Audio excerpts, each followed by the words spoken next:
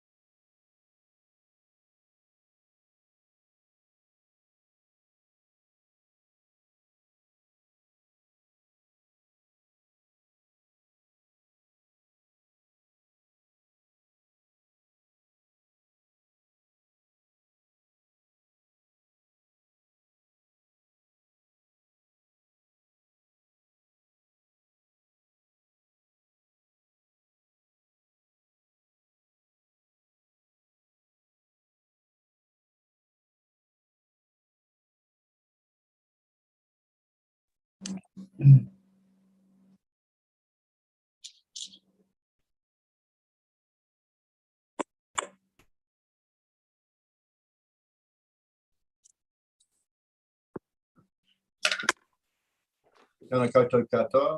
everybody to the chamber. Welcome everybody to on Zoom or joining us virtually. I assume everybody can hear me okay on Zoom. Thumbs up would be good. Cool. You can hear me, Gretchen? Yep. Cool. And awesome. So welcome to this council meeting on the 26th of July.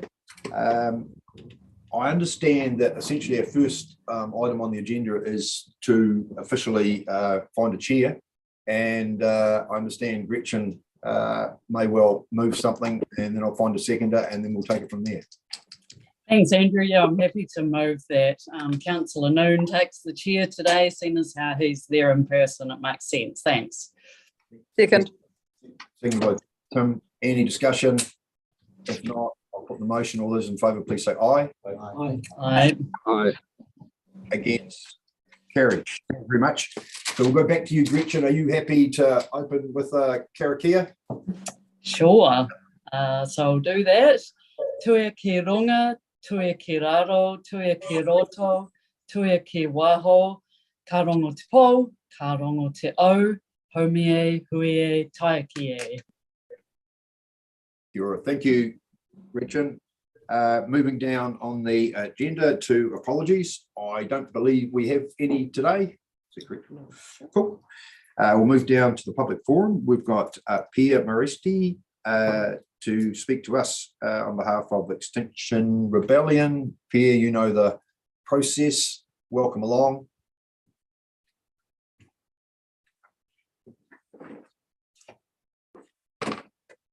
In your hands. Thank you. Kia ora koutou katoa. My name is Pierre Marasti, and I am speaking on behalf of Extinction Rebellion. Today, we are going to talk about money.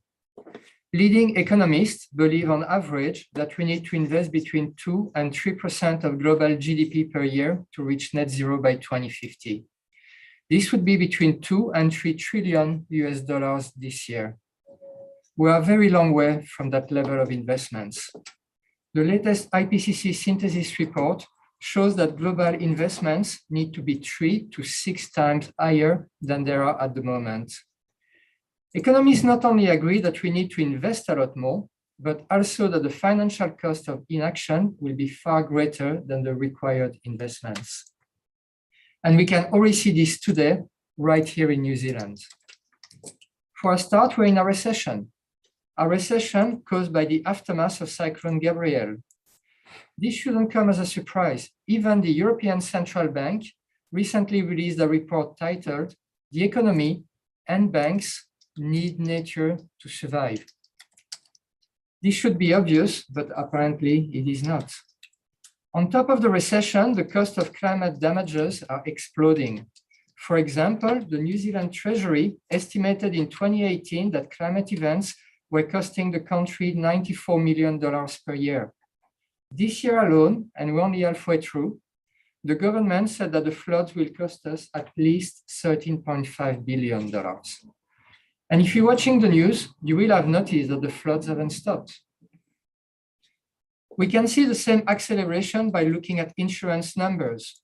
Last year was a record year for climate-related claims with $351 million.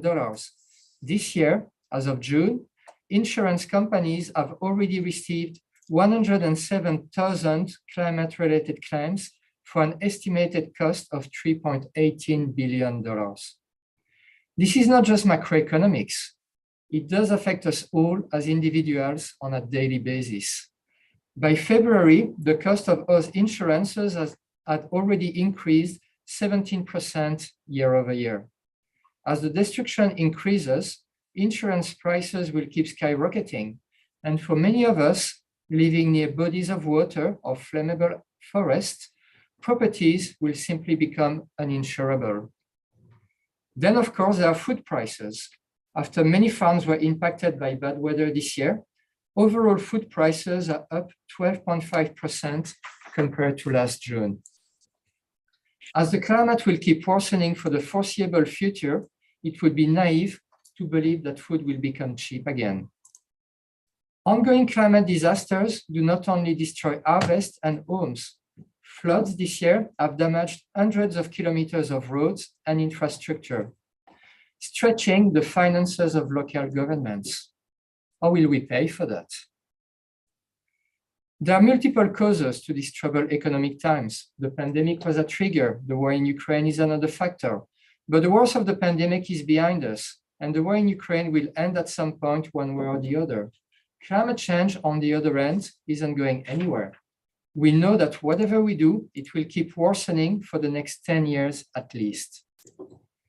Economic pressure and inflation is how climate change is already affecting rich countries like ours. Yes, if you're unlucky, you might lose your house to floods or your life to a heat wave. But none of us will escape the economic hardship and the erosion of our democratic systems. If we want to stabilize the situation, to reduce our emissions and to improve the outcome, the questions are these. Will we make climate mitigation a priority? And will we invest enough to make it meaningful? The Otago Regional Council expects $121 million in revenues this year. Yet this council only contributes $290,000 to the Eco Fund each year. This is 0.23% of the council's revenues. Considering the desperate need for investments in decarbonization, it would be worthwhile to increase the budget of the Eco Fund and to widen its scope to also cover projects that reduce emissions in the region. Thank you. Thank you very much, Pierre. I really appreciate you coming along today and sharing your thoughts with us on behalf of the organisation. Are there any questions at all? Pierre's, Brian? Cool. I really appreciate you coming along and what you've got to say, Pierre. Thank you. So that's interesting, the Eco Fund. Do you have any suggestion what type of value the Eco Fund should actually be in terms of real changes on the ground? As much as possible. Now, I've been thinking of that actually a little bit. I know, if I'm not wrong, either Wanaka or the Southern Lake Sanctuary, for example, it was a multi-year budget, but they got 3 million from Jobs for Nature. Yes. And you know, that's one organization doing one thing amongst the many things that we can do. Like 10 times more doesn't seem like much to me, really. Like it costs a lot of money to actually act. Oh, I think your point's well made. Thank you. Thank you. Thank you. Kevin. Being in a recession, could you explain to me where we get the money? Do you understand where we get the money from for the Eco Fund? Well, as I said, it's only a tiny fraction of the budget of the Otago Regional Council. Correct, but do you understand where we get that money from? From rates, I imagine. Yeah. Yes, thank you.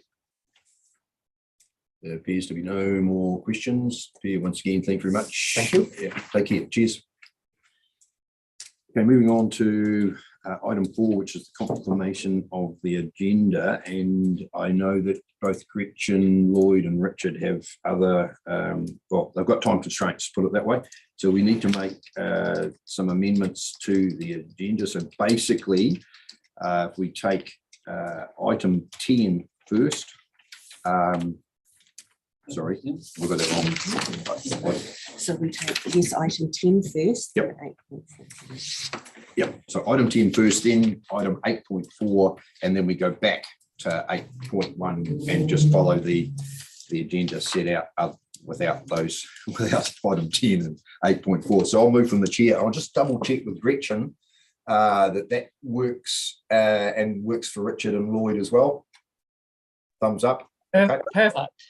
Okay, so I'll move from the chair. That's the order that we deal with the agenda. Of our seconded by Alan. Any discussion? If not, I'll put that motion. All those in favour, please say aye. Aye. Against? Carried. Thank you. Move to item 5, declaration of interest. It's just a standard reminder about conflicts and when they arise, and how you should deal with them. I don't need to remind everybody about that, but it's there just to make sure that we follow appropriate process when it needs to needs to be followed. Moving on to item 6, confirmation of the minutes of the 26th of June 2023. I'll move that the minutes of the public portion of the council meeting held on the 28th of June 2023 be confirmed as a true and accurate record. Seconded by Alan. Thank you. Is there any discussion? If not, I will. I see Kate waving at me, and is that hands up? Is it, Kate? Yeah, sorry, I just couldn't find my unmute button. Sorry, it's interesting that we've got the June Environment and Science motion, and we actually haven't confirmed those minutes. And I think we need to look at a process where this comes to us as a recommendation when the minutes have been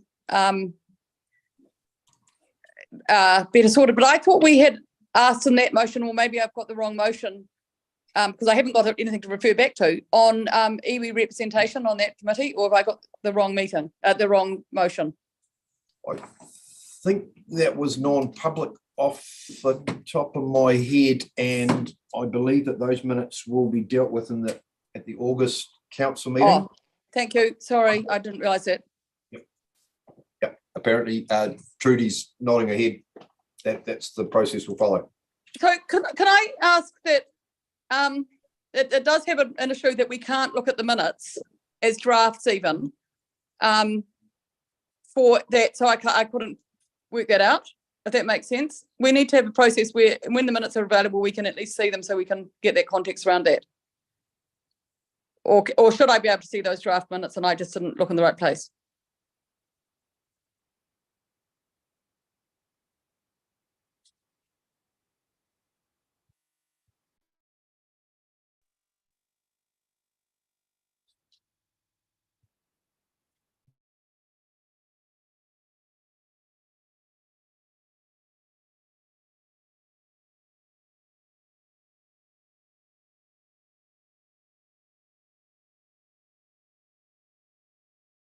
The chamber's on mute. Andrew's text to say they're frozen. Yep. No, we're back. We're all back again. Kate, we're in your hands. Oh, sorry. The question was, I'm sorry if I just is getting the draft minutes so we can understand where those things are sitting, because it wasn't intuitive, or maybe I looked in the wrong place. But it seems odd to be confirming a recommendation then when we haven't seen the draft minutes, and that would have taken me there.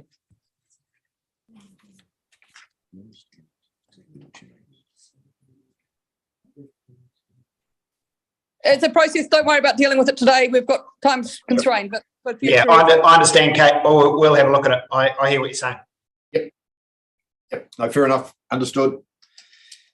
Okay. I just need to put that motion, I believe. Yep. All those in favour, please say aye. Aye. Against? Carried. Moving on to open actions, item number 7. Things seem to be progressing. My understanding is, has anybody got any, look like everything's assigned or reassigned to council on one item there, but otherwise everything seems to be progressing on track. We've dealt with one item in terms of the workshop, which has happened in relation to the electoral system. Any queries or questions? No, if not, let's go. Moving on to item 10, which is, that's Richard's item, isn't it? Richard, we're in your hands. You've got your 3 sections of your Chief Executive's report, and I wonder whether if you just work through the first one and we'll just check if there's any questions and then follow that sequence. Is that all right?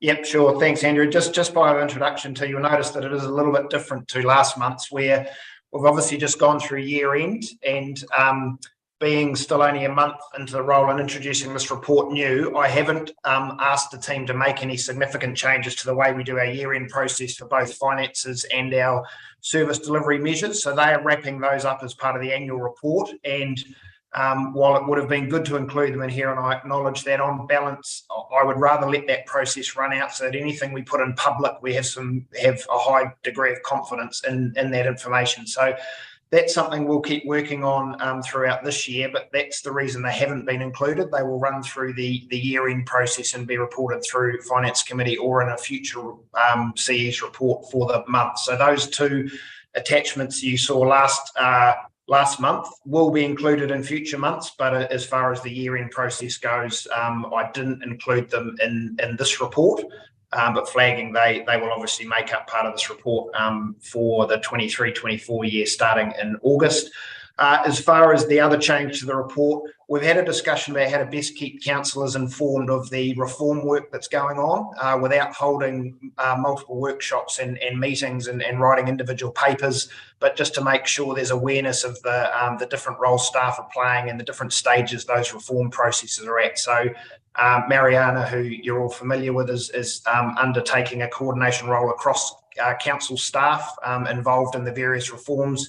And has put together that reform attachment, which is in 3, which hopefully just provides a little bit of an update for councillors about where we're at with each of those processes. So we just think that's a good way to keep everyone informed without sort of overcommitting to additional papers and additional workshops. So that's the changes within this report. To kick off, we've got the long-term plan included as attachment 1. So as flagged there's no critical risks, although recognising time is ticking quickly, and we have got some key sessions coming up to close out the strategic directions and future focus areas, and to really start thinking, getting some input from council into the types of things that you would like us to think about as we build our work program and get ready to bring things back that will form part of any consultation that goes out to the community. So as far as the project being on track, yes, it is. The financial work, the parallel work stream that Nick's been leading continues, and there's some upcoming sessions, and we've got those into calendars now. So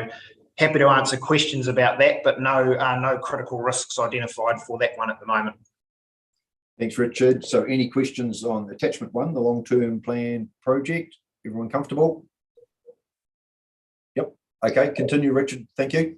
Thanks, Andrew. So next up, Land and Water Regional Plan. So there are some changes for last month within this project report. You'll note there's 2 critical risks relating to the Manahita care work, and we made some public announcements on that about a fortnight ago, around the plan that reported through the governance group, and also reported through to yourselves around the plan to bring that TAG Technical Advisory Group work back to council, and then to carry that through to the plan development work. So it is a critical risk, it remains a critical risk, but we do have a plan in place now that has been through governance group and council, and we've also notified that publicly and to key stakeholders so they're aware of the timing for that.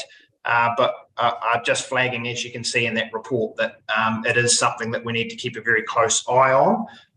But we're on track to deliver that late in August, which will still allow us to meet the requirements to get material prepared for public consultation.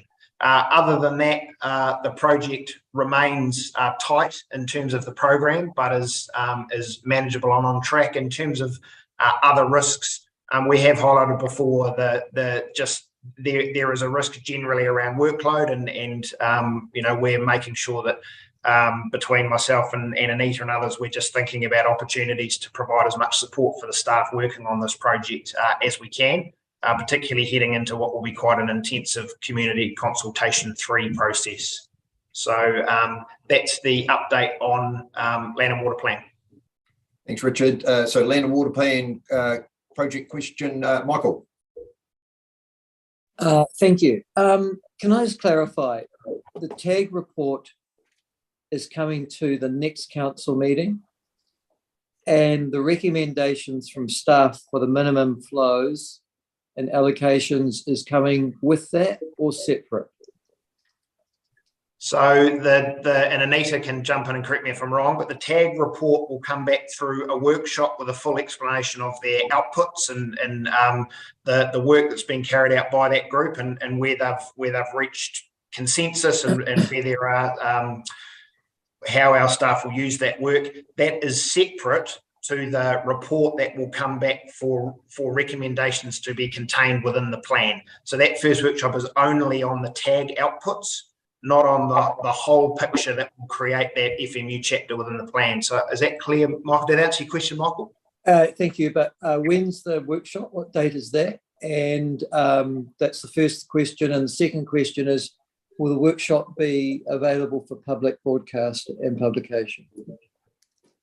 So I believe, and sorry, I don't have all access to everything. So I think it's the 26th of August. Is that right, Anita? We're looking at the week of the 21st. We're just trying to fit it around council and LTP workshop. So we just haven't quite landed on when. It is. It will be a public briefing. I'd probably call it a briefing rather than a workshop, but it will be public. So just clarify that it's not a workshop. It's a public briefing, which will be to just simply provide the results of the TAG studies and surveys. Yeah. Correct. Thank you. Thank you. Any further queries? Tim? Can I just ask some clarification? At our council meeting in August, what are the recommendations that are going to be coming to this council in regard to the land water plan? I don't know whether you want to answer that one, Richard, or we go to Anita. Probably Anita for that one. Yeah. So through the chair, there's no papers that I'm aware of that are going to that council meeting for decision in terms of the land and water plan. And nothing. Okay. Any further queries, Michael? You've still got your hand up, or you're all good? Well, no, I was just trying to make sure that I make that plea that I always make for the last 7 years, which is prior to the workshop, is it possible to get the information provided to the elected members so that we can ask reasonable and rational questions at the workshop rather than have a show and tell and not have time to consider before we contribute? So through the chair, we'll get that information to you as soon as we can ahead of the workshop. Just bearing in mind we are still getting feedback from the TAG members, so it's a bit evolving at this point. But yes, we will give you some room between the two. Okay. So just clarity, it's a briefing rather than a workshop. Yeah, briefing. Okay, cool. Any other queries on the land and water plan project? Any other queries or questions for Richard? If not, hey Richard, you covered off the reform paper that you referred to in your intro. Is there anything else you wanted to add to what you said there, other than you obviously mentioned the purpose of it is to keep us informed? It's a brief overview rather than it going a deep dive into any of those particular reforms. But it's certainly appreciated from our end. But is there anything else you want to add? No, look, I suppose all I would add is we've picked the three, I guess, large reform pieces of work on at the moment. I would say that the team and Warren in particular, but also the submission subgroup of councillors is incredibly busy in the submission space at the moment. And certainly we continue to be incredibly busy responding and thinking about how that will impact the way we do our work in the future. But we've focused it on the three main ones, nothing specific to update. And obviously, if there are any critical decision points or things that come out of these three pieces of reforms, we'll communicate that through and won't wait for a meeting cycle to do that if it's that important. Excellent, thank you. So any queries on the paper? If not, someone like to, I'll move from the chair that we note, or we just note, approve, a note. I'm out of form, sorry. Note Richard's report, seconded by Tim. Any discussion? Just thank you very much, Richard. You've indicated the changes to and what will be coming in the future of the August meeting. So really appreciate it. It's an easy read, and it's certainly keeping us up to speed with particularly those critical projects, LTP and land water plan. So much appreciated. I'll put the motion. All those in favour, please say aye. Aye. Against, carried. Sorry, I got a confession to make to you, Gretchen. I should have gone to you first for item 10. So apologies for that, but we're in your hand. I think you may just have a bit of a verbal update. Is that the plan? I actually don't have a chair's report this time. I was on leave for some of that, and it was not long since we last had a meeting, so there'll be one next time. Lovely. Thank you very much, Gretchen. So that completes item number 10, and we now go to item 8.4,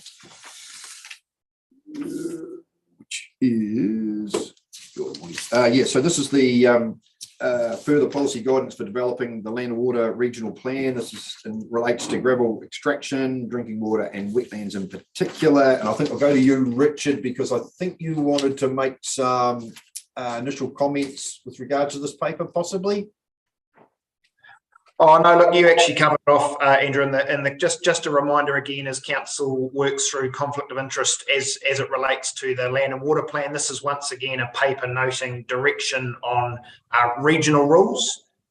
So again, we're not making any decisions today. We're providing policy direction, which means we have a level of comfort around any procuring interest at this stage of the process, that there are none, but it's just still a reminder for councillors all to be aware of their personal conflicts and how that might relate to discussion around any papers associated with the land and water plan. So I'll hand it over to staff in terms of the content of this paper, but just a general reminder from me in terms of the land and water plan process. And I know there's a number of people engaged in conflict of interest work at the moment, just to make sure we've got a clear path forward. Excellent, thank you. Welcome to the table, Anita, Tom, and Tom. I'm not sure whose hands we're in, but we'll start with Anita. Yeah, so Fleur's actually going to introduce. Oh, sorry. And she's in Wellington this morning. Oh, sorry, I couldn't see She's on because of Tom's head. Tom Doyle's head. That's all right. Welcome, Fleur. Apologies for that. So we're in your hands. Thank you. Kia ora, thanks, councillors.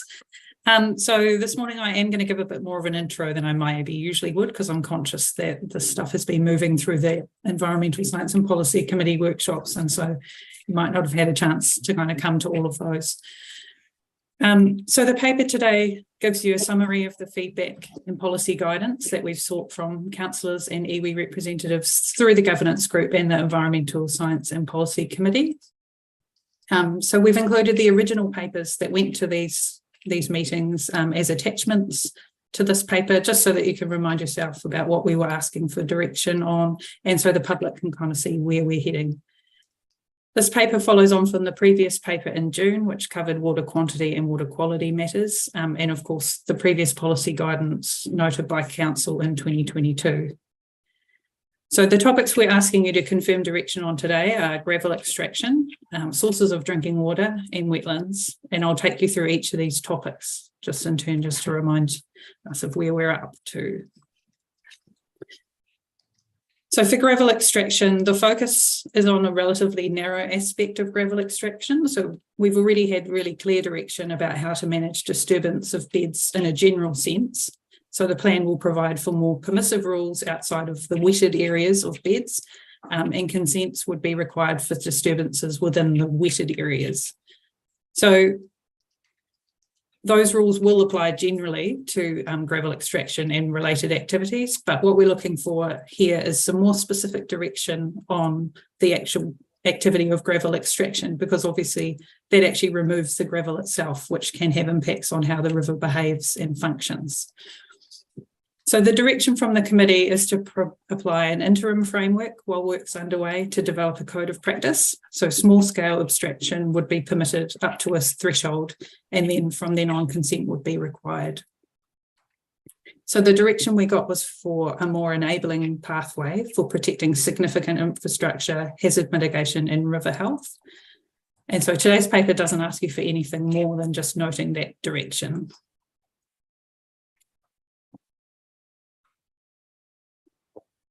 Moving to drinking water, the focus that we've got there is about protecting the sources of human drinking water throughout Otago.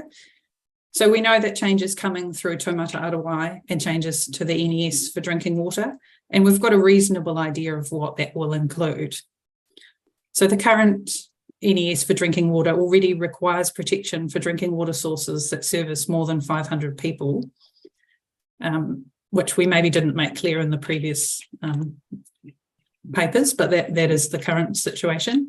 And the direction from the governance group and the committee was that we should provide some additional protection for drinking water sources, but that doing so for all supplies is likely too big a step at this point without the kind of national direction.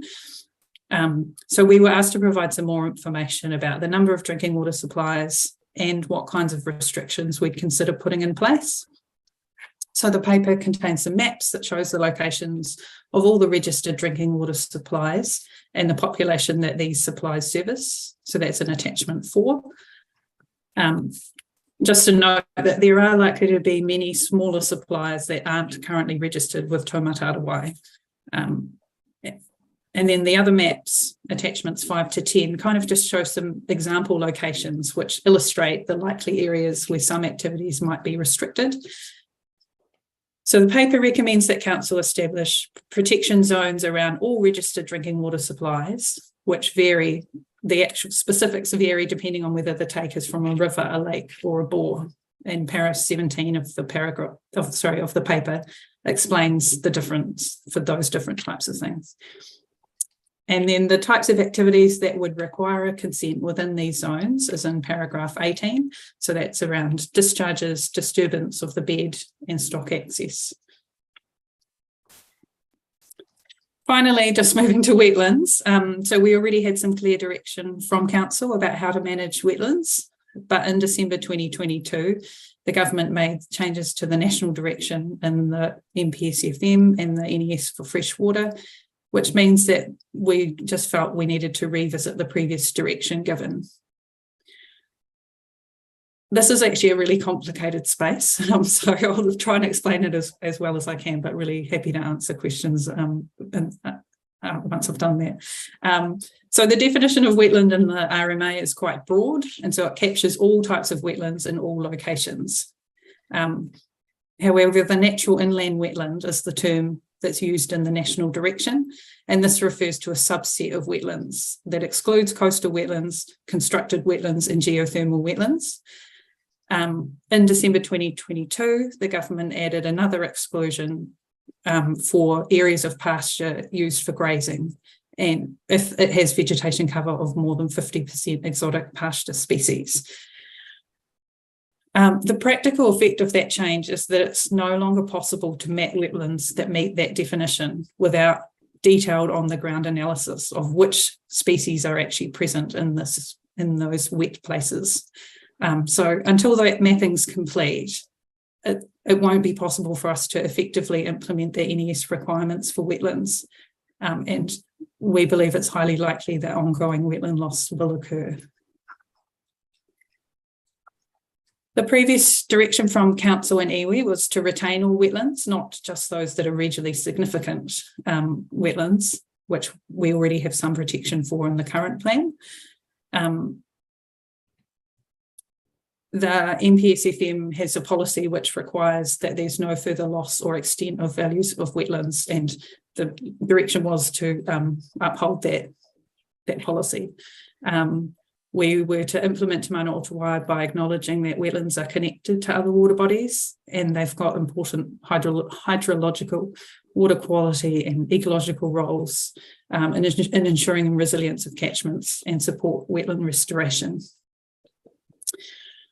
So the proposal is to apply controls on the most damaging activities, such as cultivation, earthworks, inundation and drainage, to the wider range of natural wetlands. So that would ensure that these wetlands can continue to contribute to the resilience of our water bodies, but importantly, stock access would still be allowed. So that proposal would ensure that the areas would be included within the definition of critical source areas, which is a term that many of our public are familiar with, and that means that they'd be managed through freshwater farm plans. I'm nearly done, honest. The ESB committee generally supported the proposal, but with a strong desire to ensure that the rules are supported by non-regulatory methods and incentives to protect and restore wetlands. We wanted to make sure the advice was very clear that we weren't to penalise those farmers that have already been doing the right thing. So separately, we also sought direction on the extent to which the plan should exclude stock from natural inland wetlands. So those are the ones that meet that stricter definition in the NES. So the question is one. Michelle, I think you're not on mute. Where am I to? Sorry. So this question about protecting, about excluding stock from natural inland wetlands is one that's very likely to come up both during the community consultation and then the formal RMA process for the plan. And that's why we wanted direction on it. So the paper includes 3 options. One is to stick with the stock exclusion regulations, restricting cattle, pigs and deer from 2025. The second is to restrict additional heavy stock types, such as horses, or to exclude all stock types. So just again, remembering that this question is only in relation to those areas that have got less than 50% exotic pasture content. So we're not talking about the wider suite of these kind of naturally wet areas. Finally, just one thing that the paper doesn't mention, but it is an important point, is that for all 3 of these topics, we're signalling that we will need future plan changes. So at this point, we don't have the right information to fully include them within the land and water plan, whether it's because we don't have the right maps for wetlands or because we haven't got that revised national direction on drinking water. So it's worth remembering that although we want the land and water plan to be as good as it can be, it is just a step along the way about where we want to go and how we want to manage land and water. So thanks for giving me all this time to talk about, just to frame it up for the discussion. And I've got various staff available to help with answering questions, both in the room and online.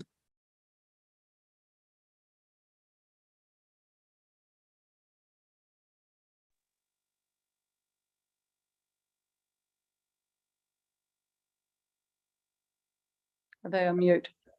Yeah, I think that. Where is everyone?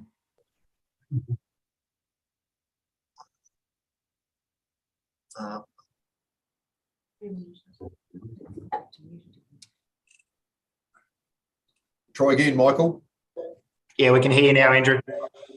Yeah, you were hidden from us, Andrew. Oh, sorry. Ask a question now. Yep, go for it. Cool, thank you. Sort of linked questions.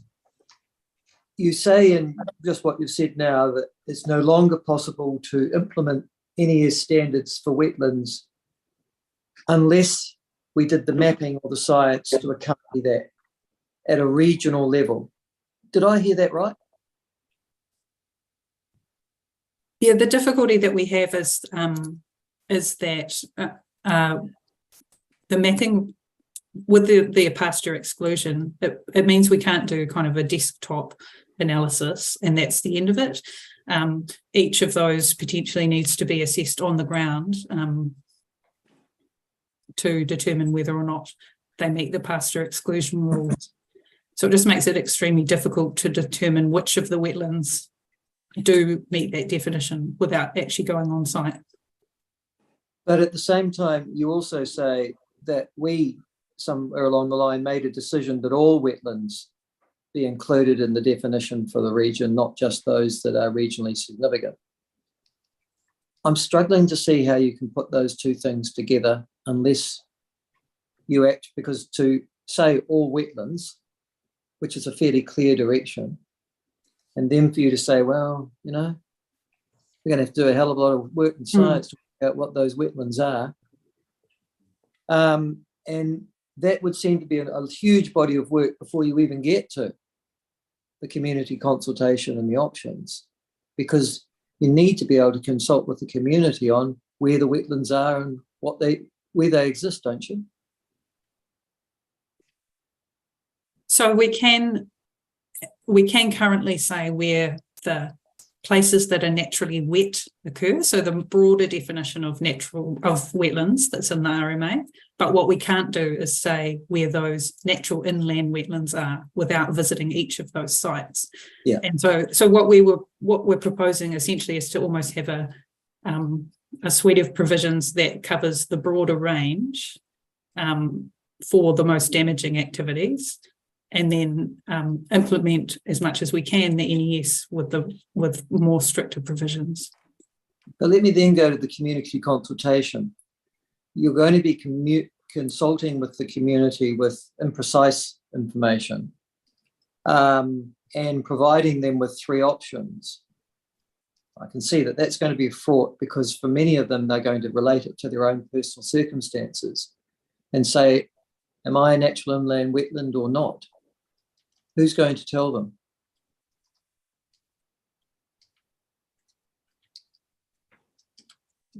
I think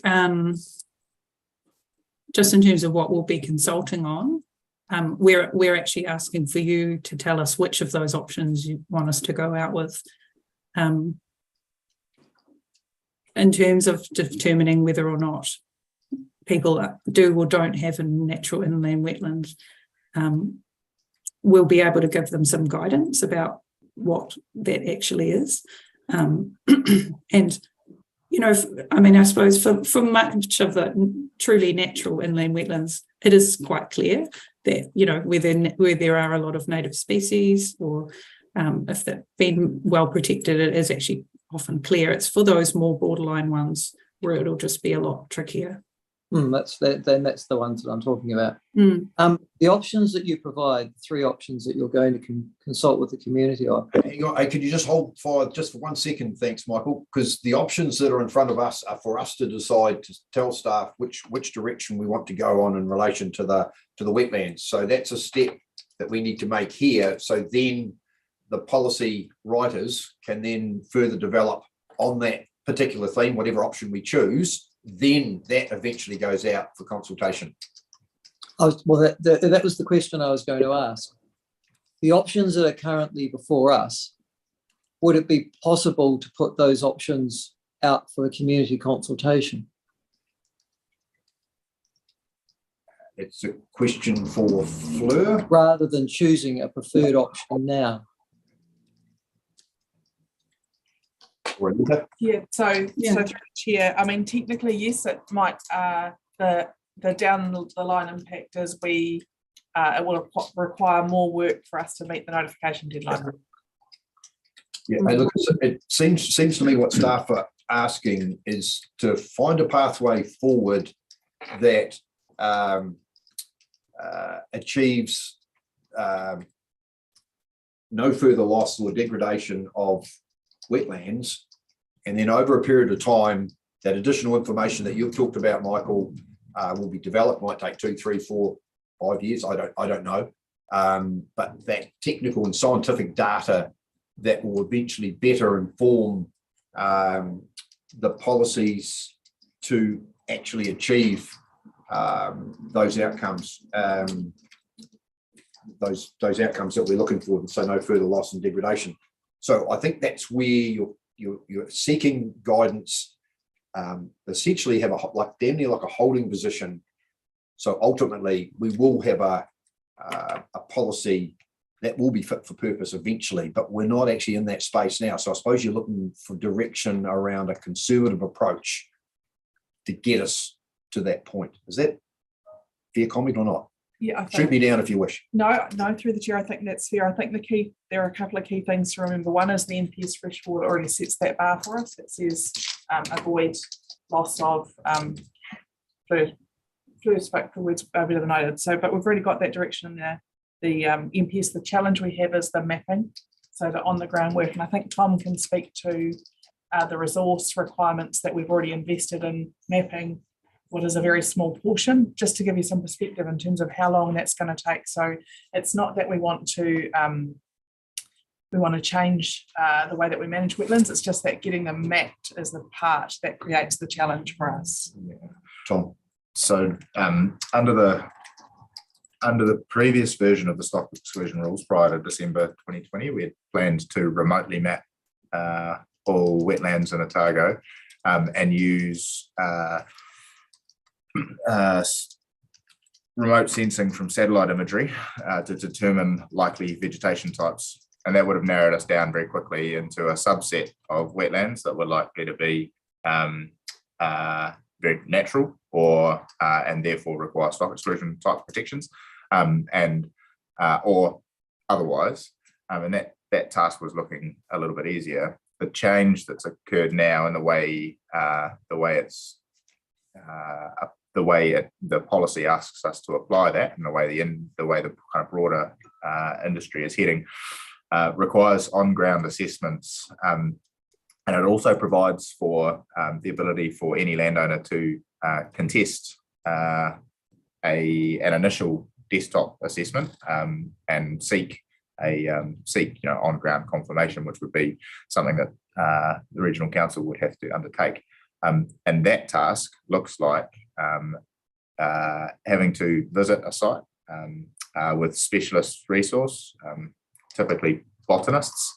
Those botanists would have to undertake an assessment, which for an average wetland can take just shy of a day.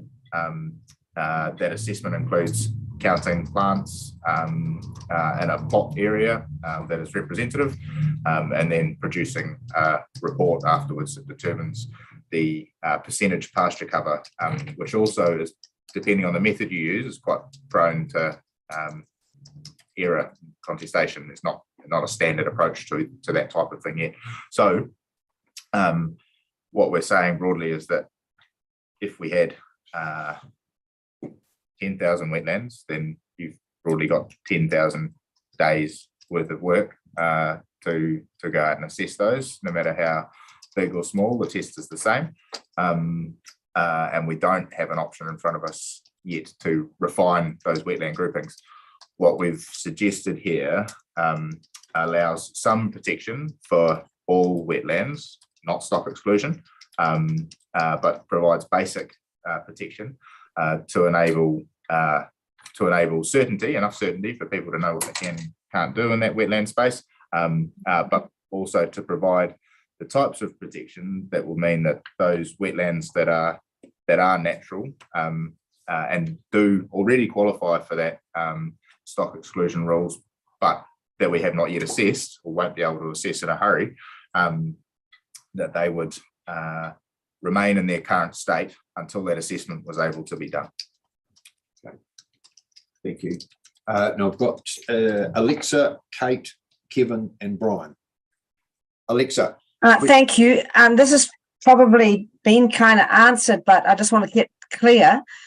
So what we've actually got is a conflict between the fact that we haven't and can't easily and quickly map and assess all our wetlands, and the fact that we actually need to have no further degradation, but we're also saying that we are going to have more degradation.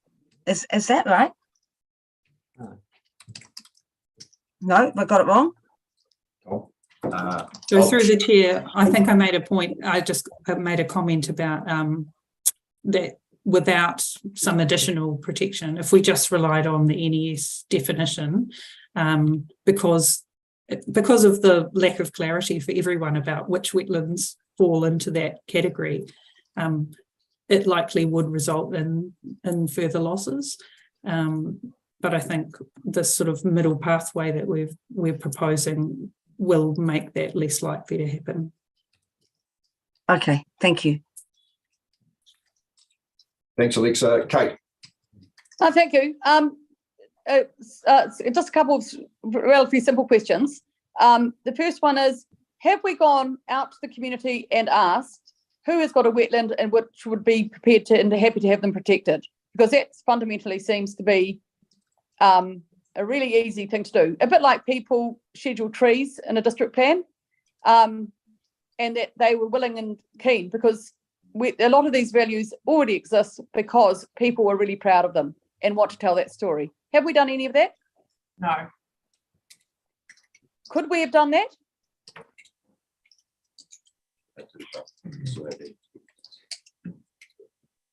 I mean, and yes, we could have, but Tom's just saying we would have had to do that and still have had to have ground truth them to make sure they met the definition. No, they're willing to just schedule them and protect them and have them protected. We don't have to necessarily ground truth them if they're saying there may be one that they're going to restore. So if they're willing, why would we have to ground truth it? So through the chair, we wouldn't have to ground truth the ones that were volunteered for protection, Yep. but we would have to ground truth all others. And I would Yep. have to guess that not all would be volunteered for protection. No, but we could be doing something that would actually work with the community. We've known that these are in place since 2020. We could have asked for that. And it's just that we're taking the hard road. We're not necessarily taking an easier road at the same time. I get that. So, Fleur, thank you for saying in your speech, albeit I don't think it's in the paper, on page 5, the heading for option 2 is comply with NESF and stock exclusion regulations and additional stringency. When you introduced that bit, I think you talked about non-regulatory things that would work alongside that. And that's great to hear. But what are the timeframes for A, developing that, and B, for letting people know what that might entail?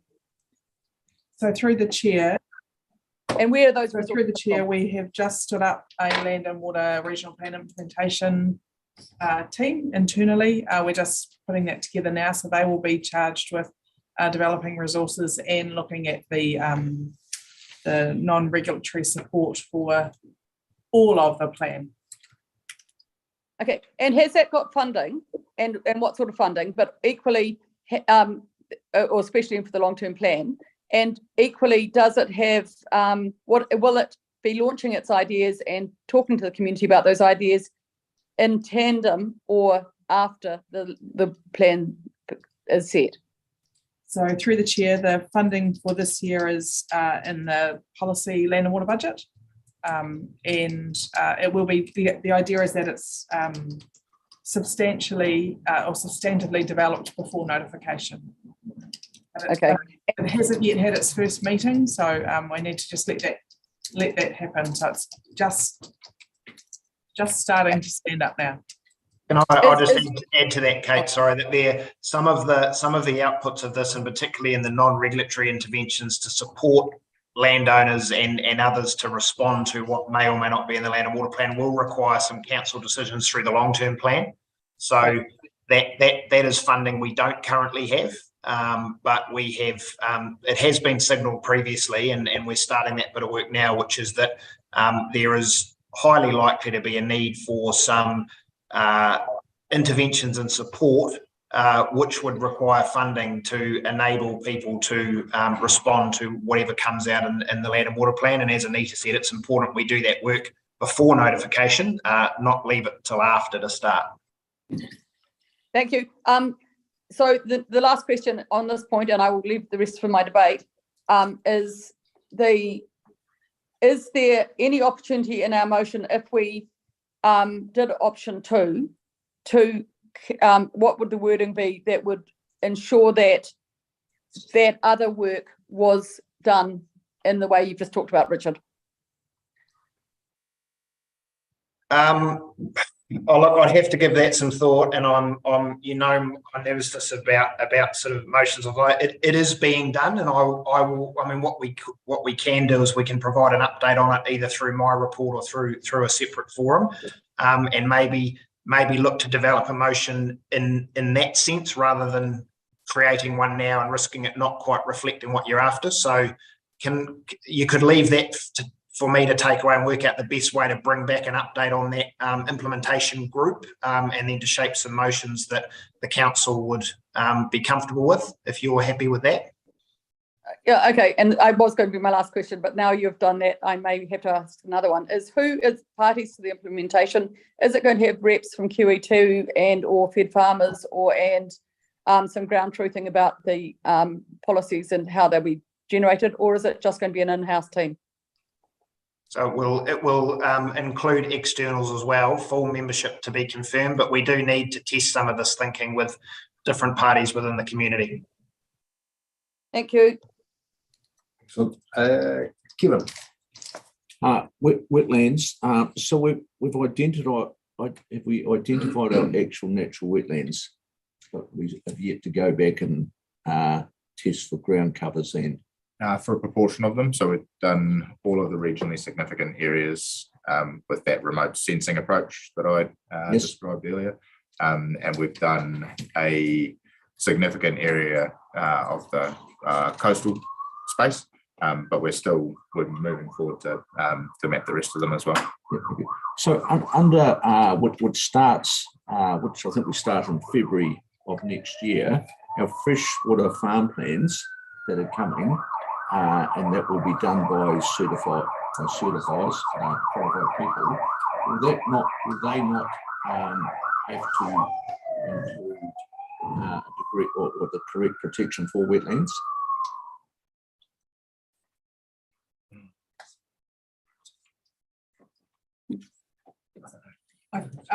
So through the chair, so that will be one of the things that they can look at, depending on where we land with the plan. And so the key aspect with the land and water plan is how it's going to relate to freshwater farm plans, and it's likely to have a pathway. You can choose a pathway whether you go freshwater farm plan or plan. So that would be one of the things. I might just throw to Jo. She may be able to add some more specificity.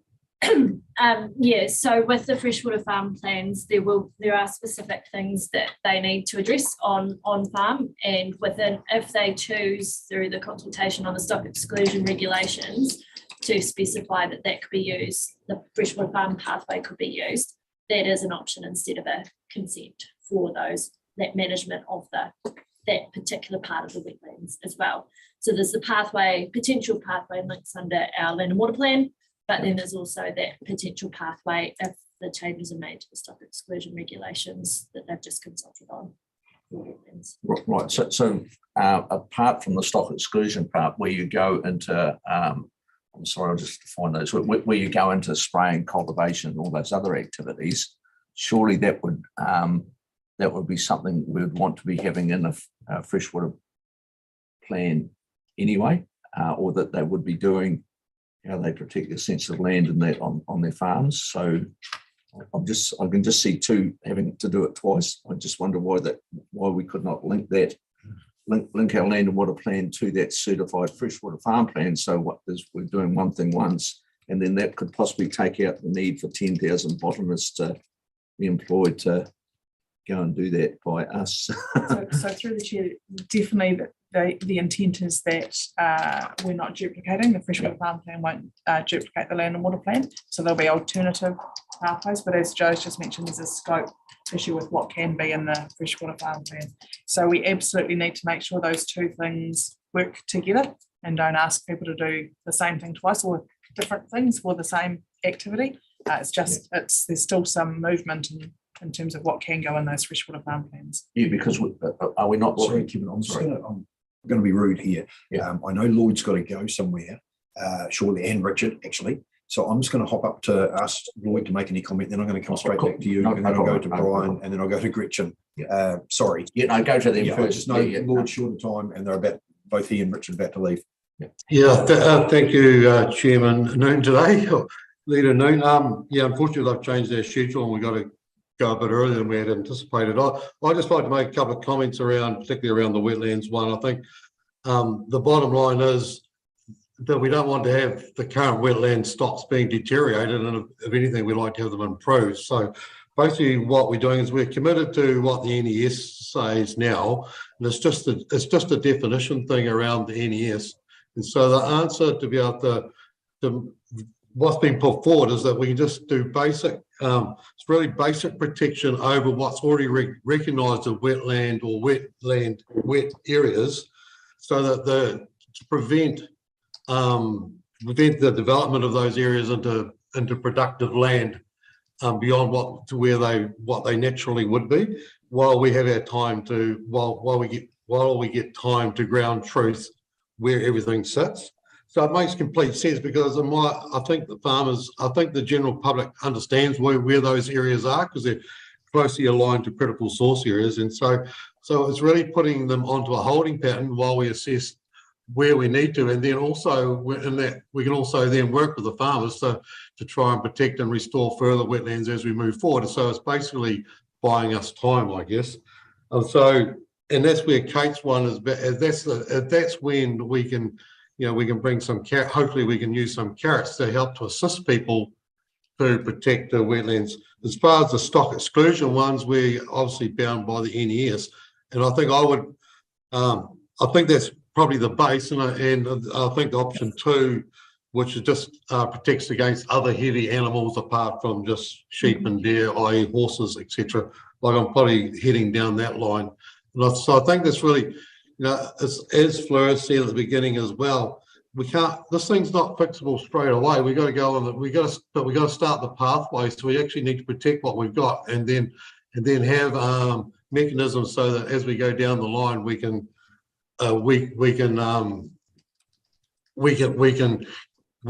get the outcomes back with some science. But until we have all the science and have all the ground truthing and get the time, we just really got to make sure that we are in a holding zone and we're not in an area where we can lose some of our natural resources.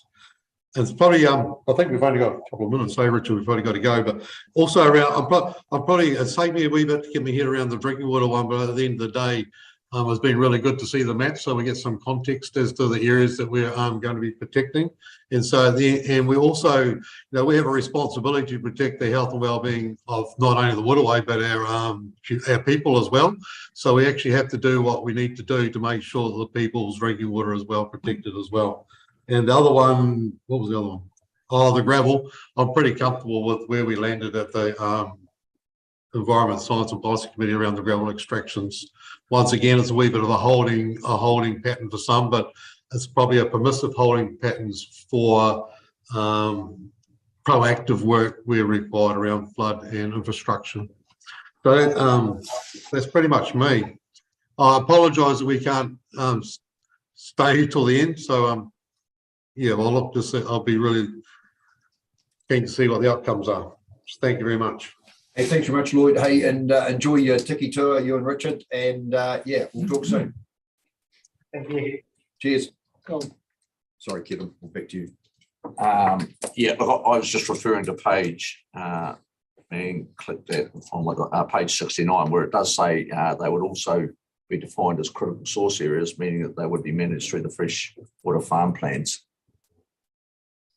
So, which gives me a degree of comfort that what you're proposing actually sits quite well, because I think the freshwater farm plan regime, once that starts, will that not give us a greater amount of protection, far greater than what we're actually got at the moment anyway. So yeah, and as I said, they should work together. They should support each other. Yeah, and difficult that both are being formed at the moment. So that we haven't landed. Yeah, that's right. Yeah, so thank you. Thanks, Kevin. Brian. Yeah, cool. I'll make it quick. Sorry, Tom, the impression I got was that it was either remote assessment of wetlands versus ground truth. Why can't we do an initial remote assessment of everything, get down in the detail, come to some type of conclusion, and where it's challenged, do a ground truth? So, instead of 10,000, get that down to 2,000. Yeah, so that was going to be our initial approach. Yeah, so what's wrong with that? But the way that things have been tweaked now, so MFE made no less than 5 changes to the relevant documents in this space over the last couple of years. Now, where that leads us to now is that we can't pass the test that's required of us in terms of confidence by remote sensing. There's additional tests that have been added in now, and we just can't do them remotely, not with any kind of confidence. And yes, that's where we are. But there's going to be some type of cost anyway. Like it doesn't sound like any approach is perfect. If you go the ground truthing, it's going to take a while, and there could be degradation. We're trying to put some words around that to stop that. But like, are you sure that it's still not the best one, even if it's not perfect? Because there is no perfect one. No, so there is no perfect one, but we think this option or approach, this way of managing wetlands in Otago, as an option 2, provides the best way forward that manages those values. Cool. Thank you. Thanks, Brian. Gretchen. Sorry, just sorting out the screen there.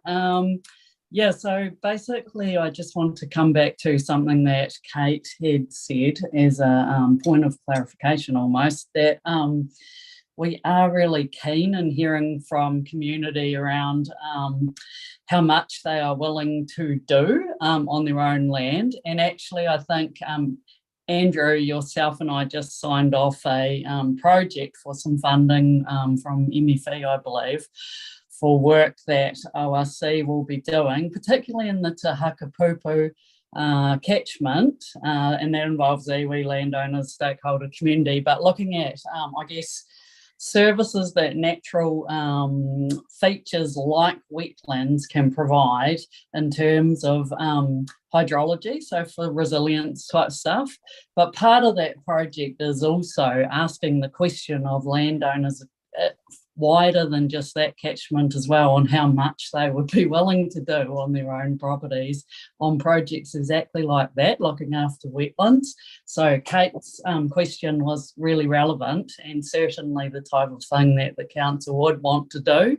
So that's in the pipeline too, but often these things are non-regulatory streams the council's doing alongside this, which is the policy setting. And as we know, we've got a strict time frame for that. It doesn't prevent us from doing a whole lot of other work, because certainly we want to work with landowners that have these special features. Next of all, if you would like, I'd be happy to move the recommendations. I just want to seek clarification that that recommendation that says that we go with a preferred approach. Sorry, I have to switch between screens here, so I haven't got it right up at the second. That you need guidance on what those words are, or does the preferred method indicate that it's the one that we talked about in the ESP committee? So through the chair, for recommendation 4, we need you to identify whether it's option 1 or option 2. So that, right, yeah, that resolution needs to be amended to reflect whichever you go with. Yep. So I'd be happy to move option 2, which is the more stringent, isn't it? Sorry, just to clarify, the options that we're talking about in recommendation 4 are around stock exclusion from the wetlands. So there's 3 options. One is just stick with the stock exclusion regulations, so excluding cattle and deer, I think, and maybe pigs. And the second one is other heavy animals, so like horses. And then the third option is all stock to be excluded. Mm-hmm. And there's a question, just to clarify that, because that's important. Is there potentially a consenting pathway? So I'd be happy to move with the full suite there, the sheep as well as the heavy stock. Seconded. Thought for a second, Gretchen, and I'll come back to you too. Sure. I've just got one question. Hard to tell if people have still got questions when you're online. Thanks. Yeah, I just want to, no, it's good. I just want to check that, and I know Tim, I believe, has got a question. Yeah. Thank you, Tim. Just in regard to the application of these options, what do they practically look like if we're, for instance, just looking at the upper Torrey scroll plains? You know, option 1, option 2, option 3. What would be happening up there? So can I speak to the upper Torrey scroll plain? ORC has been engaged with the community and MFE on how the stock exclusion regulations apply in the upper Torrey. It doesn't work particularly well because it's a really complex catchment, and the even under the previous to December 2022 definitions, that delineation between pasture and wetland was challenging. So we are continuing our discussions with MFE for an alternative pathway for the upper Torrey scroll plain only. We haven't yet heard from that. The minister supports that. He's been out on the ground. You simply just can't fence the very small polygons. How many polygons, Tom? In the order of 10,000. Yeah, in the upper Torrey. Yeah, so about 10,000 discrete parcels of wetland in the upper Torrey. Okay. So this is sort of where I'm heading. I mean, if these options can't apply to the upper Torrey scroll plain, which is the area we've seen, we've been up there and had a look. Yeah. How can we envisage them applying through the rest of the wetlands. You want us to make a choice between the options now. How can we do this? So how there is some added complexity with the Upper Torres Gold Plan. One part of that is it's already mapped as a regionally significant wetland. The challenge with that is that map does not bear any real resemblance to the total wetland extent. It's not a very good representation of the wetland at all. And asking landowners to fence to the current wetland boundary would be a little bit of a waste of resourcing and effort. You would be, if you were asking those people to do that right now, they would be fencing areas that were not wetland at all in some cases, and fencing areas and not fencing areas that are definitely inland wetland, and that we have assessed as such through ground truthing already. So we need a pragmatic pathway past that.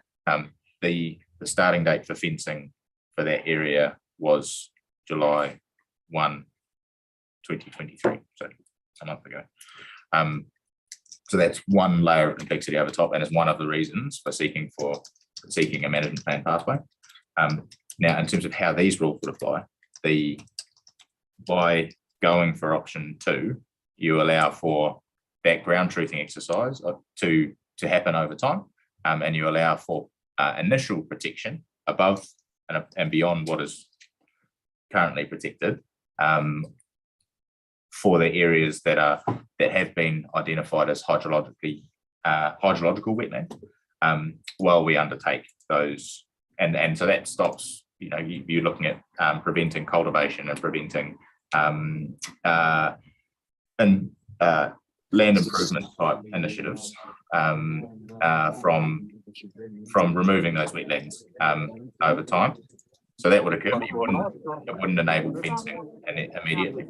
And then while we continued to deliver the ground truthing work, we would then be able to provide advice on where fencing was required. And you'd effectively have 2 areas of wetland within the Upper Torres Gold Plan complex, one being what is termed natural inland wetland and stock exclusion rules apply to, and then another area which is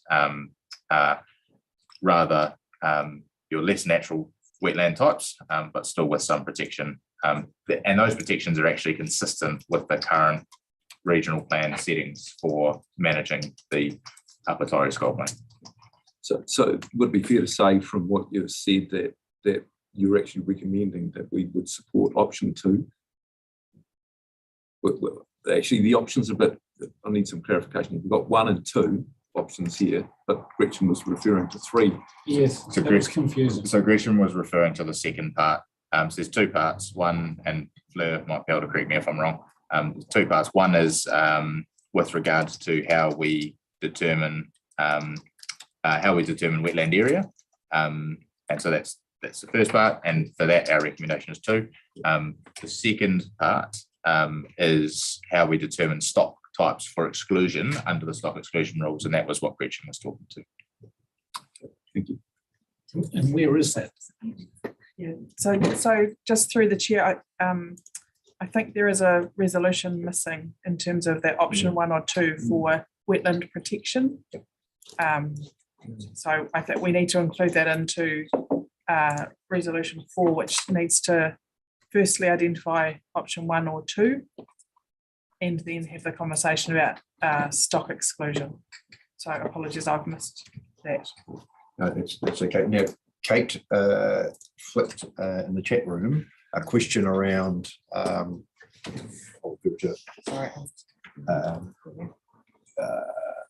does this relate to all rural areas or only those over 20 hectares? And if so, is only over 20 hectares, I would like to know if you can take it to a smaller landholding. So I assume this relates to, we're talking wetlands here. Yep. Urban, rural. Yep. So in terms of size, isn't it about 500 squares or something that is the minimum size? Is that correct? Of a wetland. Yeah, it doesn't matter where it is. And it has to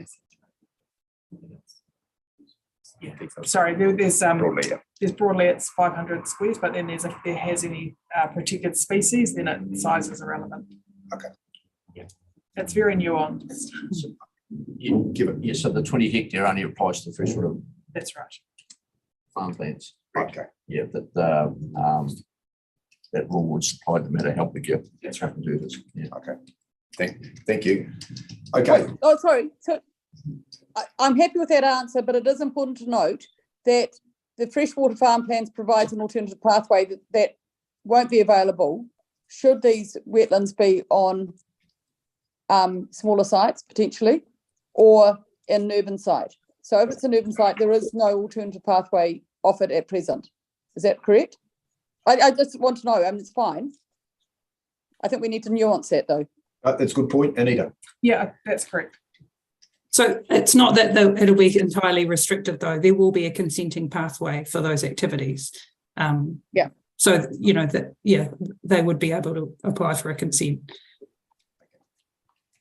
Kevin, then I'll go to Gretchen. Yeah, a question on that. So a freshwater farm plan, if I am less than 20 hectares, can I actually do one and use that? Yes, but you're not required to.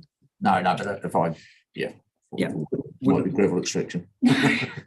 Joe. Yeah, so no, the regulations specify the size of the property that needs to have a freshwater farm plan and then needs to have it certified and then audited. So there's no requirement for other people to have that freshwater farm plan within the regulations. Yeah, that could be. Thank you. And Andrew, I've got a question on the sorry, drinking water. Question. Yeah, just on the drinking water, which some of it may come out of wetlands. So have we done, so on the smaller schemes, say the 50 to 100 or 50 to 5 in that bracket there, have we actually done any practical examples of what our words will mean to those schemes? Have we gone and tested any? Not the water, the actual where those exclusion areas are going to do to the land, and is that practical? So through the chair, those maps are attached in terms of, so there's some examples in your attachments of what application of those particular zones mean for drinking water supplies. Yeah, so I've seen those pictures. Yeah, but have we actually gone out and seen, is that practical to occur? Like we've done this on a map sitting in the office. Have we actually gone out and said, well, this is what this means to the Dunrobin scheme in North Otago? What will that actually look like? Can we fence those areas? Can we do this? Can we do that? So through the chair, no, but this doesn't necessarily mean they need to be fenced. So it's I realise that. Yeah, it's a map on, but we you'll be aware there was quite a tight time frame between this discussion at committee and here. So we've done the maps, but we haven't been out onto the ground to see what it looks like on the ground, other than what we've provided for you in the maps. Thank you. Thanks, Kevin. I will go to Michael. This is the last question, I believe. I don't know. I've got two questions. Just going first of all to the wetlands issue. Do any of the options, I'm sorry, I got my council papers, so I've read the download, but I don't seem to see any estimation by the Otago Regional Council of the disruption effect to the status quo from these options. Does that exist? Has that work been done? No. That makes it very difficult to choose an option then, not knowing what the practical consequences might be. So through the chair, as we said before, there is a minimum legal requirement that we need to adhere to, which is avoiding any further loss of extent or values of wetlands.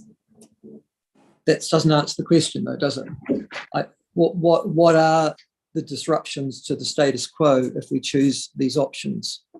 So what currently is being done that we now will not be able to be done as a result or consequence of us choosing any of these options? So there will be some activities that people will need a consenting pathway, and potentially they won't be able to do those activities if that activity is not consistent with the MPS for freshwater. So if they could undertake the activity in a way that didn't result in the loss of extent of wetlands, then they would get a consent.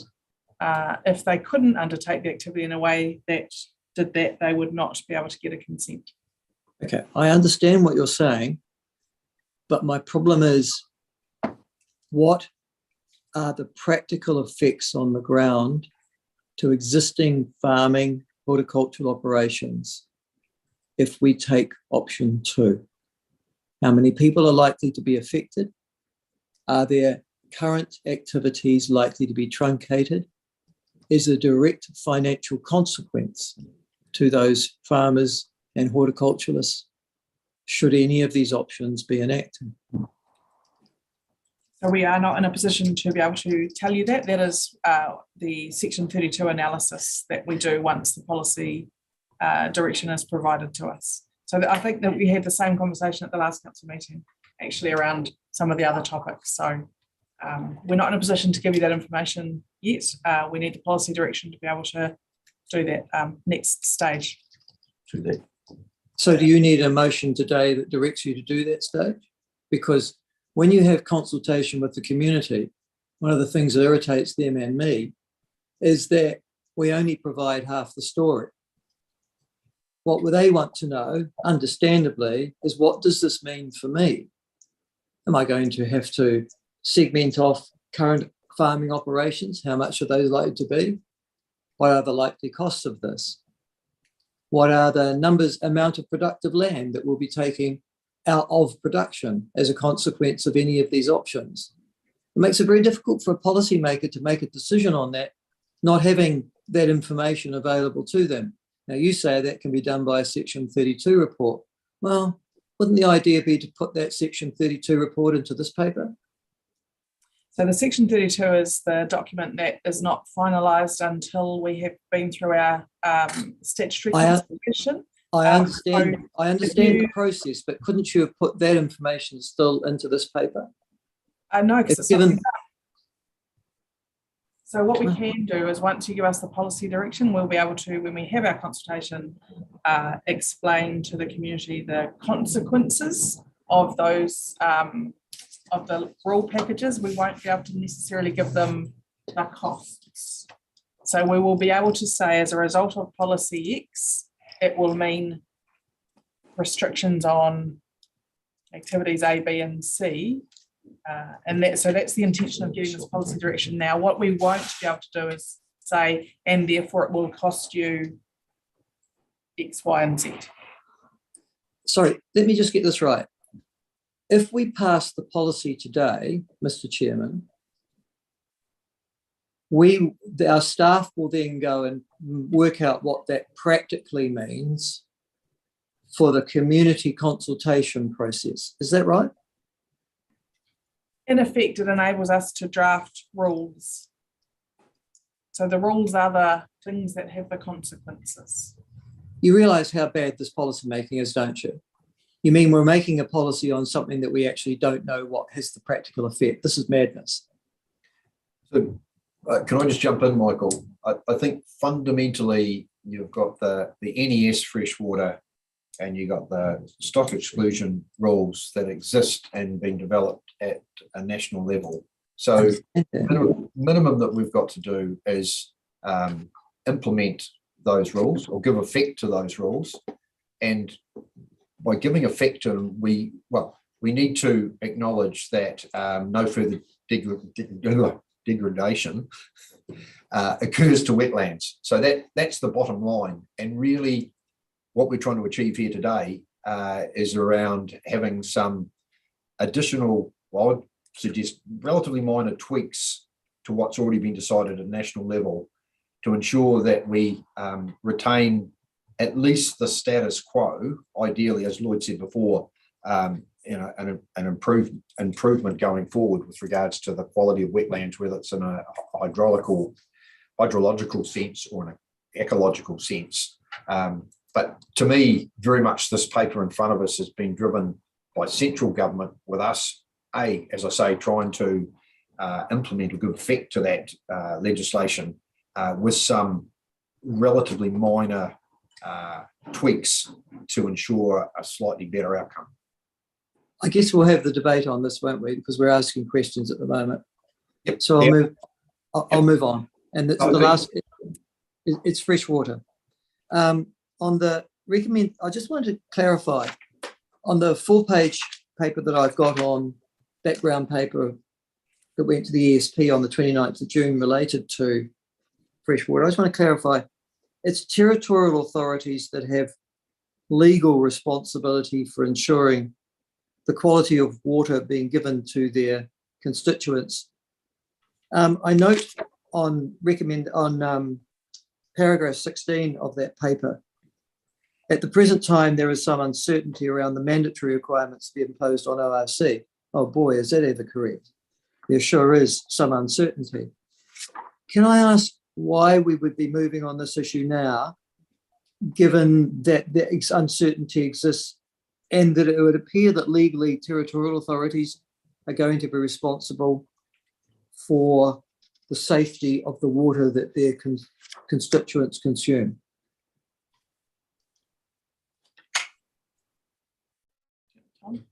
Who would like to respond? To you, Mr. Chair. Is that on the drinking water supplies? Yeah. Correct. Correct. So at the moment, there is already a national legislation that puts a responsibility to regional councils not to protect the water that comes out of the tap, but actually to protect the water that is sourced to supply community water supply. So there is already some obligation on us to make sure that that water is safe above a certain size of community supplies. There are further amendments to that legislation, and that's where the uncertainty is. Like, how far are they going to go beyond what is currently there? What we're actually, those amendments actually provide for 3 buffer zones, like an inner circle, a medium circle, and then an outer circle. What we're proposing to do is, as a first step, is to delineate that inner circle and to provide a minimum level of protection. The reason being is because, as the chair already explained, or somebody else might have said it, we have already an obligation to give priority to the health needs of people. And the NPS is quite clear that drinking water is an aspect of that.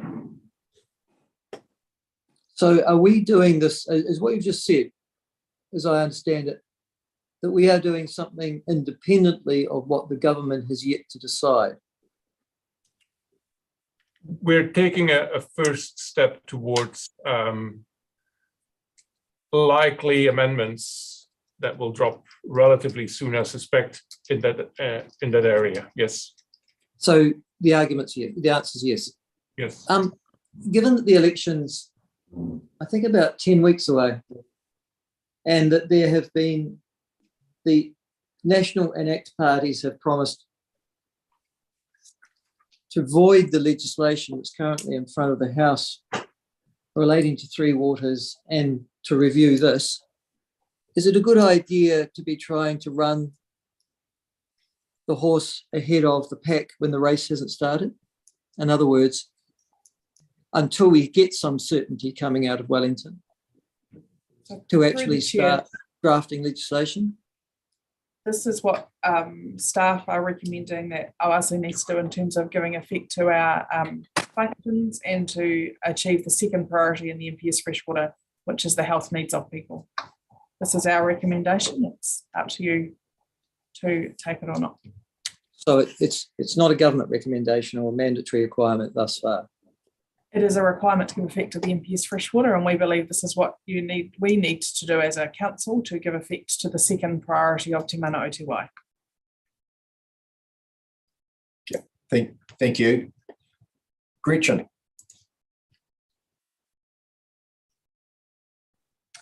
Hi, yeah, so I was just working on some recommendations. Yeah, so basically we've got 2 that are required as part of the recommendations on wetlands, by the sounds of it. The first one would be directing that recommendation 2 is I'm not sure if it's implemented, but is our policy direction. Option 2. Yep. And the other one is directs that, by the sounds of it, we need to direct that sheep and horses would also be excluded from, it's the natural inland wetlands, I believe. Is that the best? Anita, you suggested we needed 2. We could put them in 1 as well. So that's correct. We would just probably describe the stock one as all stock. Oh, okay, all stock, yeah. Pigs and things like that are obvious as well, yep. That's correct. Thanks, Gretchen. So basically you will be moving 1, 2, 3 and 4 as you've described, option 2 plus all stock. Right. Excluded. Is that correct? Yeah. And the all stock is for the natural inland wetlands, I understand. Is that correct? Yep. Yep. Rather than all wetlands? That's right. Yep. Yeah. So, Andrew, Chair, could you just clarify where these recommendations are on this paper? okay, this page 65 on the electronic unit, bottom of 65 and top of 66.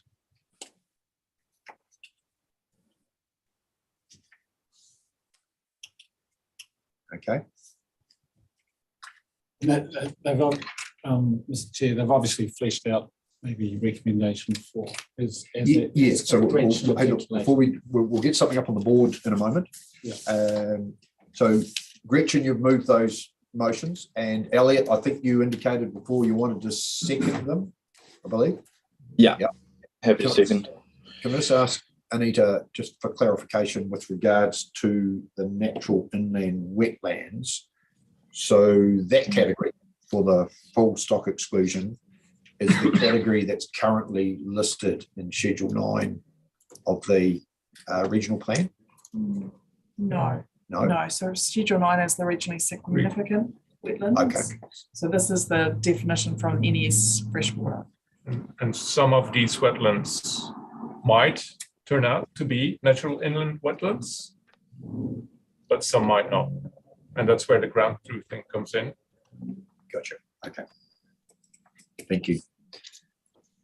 So speakers to the motion. Gretchen, did you want to expand on what you've said? Yes, I would, thank you, but I just noted as well that Kate made a point in the chat that's relevant to the motion about stock, saying she believes that stock is a RMA term and that it doesn't include sheep and horses, but if I need to spell out sheep and horses, then I'm happy to. Yeah, as well as, we could say stock as well as sheep and horses, just to cover that. Yep. Yep. Okay. Thank you. I'm happy to speak to this as well if you're okay with that now, Andrew, or do you want to formulate clearly what it says? Be good to have it formulated and up on the screen before we launch into it, just in fairness to everybody.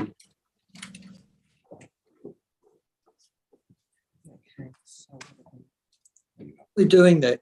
Mr. Chairman, can I ask, given the fact we are making policy today, recommendations. Yeah, so it's a direction from governance for the policy writers to develop a draft policy that'll be notified by 30 June next year. Okay. Given the fact that we are doing that, I don't see, and we've also got background paper on drinking waters, pages 79 to 82. What's being proposed there regards the exclusion zones, etc., doesn't appear to be as part of the recommendations here. Yeah, so recommendation 3 at the top of page 66. Yeah. Have you got your electronic? Oh no, you've got your hard copy in front of you. Have you? Yes, I've got my hard copy in front of me, and I've also downloaded the paper that has been provided subsequently. Yep. And, yep. and Okay. it doesn't say what those water intake protection zones are. So it just says to establish them. Now, during that questioning, I was trying to get, where did you get these ideas from? And they said, oh, the staff said, well, we came up with them. But it doesn't actually say what they are. See, you've got option 3 is adopts the staff recommendation to establish drinking water intake protection zones. So what are they? Yeah, no, fair enough. Fair question. Tom will expand on the information that was collated to where it came from, etc., to get that attachments to this report. Tom? Yeah, thank you. That's a good question. Through the chair, the method to identify those protection zones is explained in paragraph 17 of the main report. So that's on page 68. And those guidelines or those standards actually are uplifted from the proposed amendments through the NES. So they basically come from central government proposals. The one difference is the 20-meter radius for bores. The national guidelines say 5 meters. Currently in our plan, for a lot of activities, we already have 20 meters. And for a lot of activities, it would be insufficient. So we broadened them there. But other than the 20 meters, in A, B, and C are identical to what's in the proposal for the NES amendments.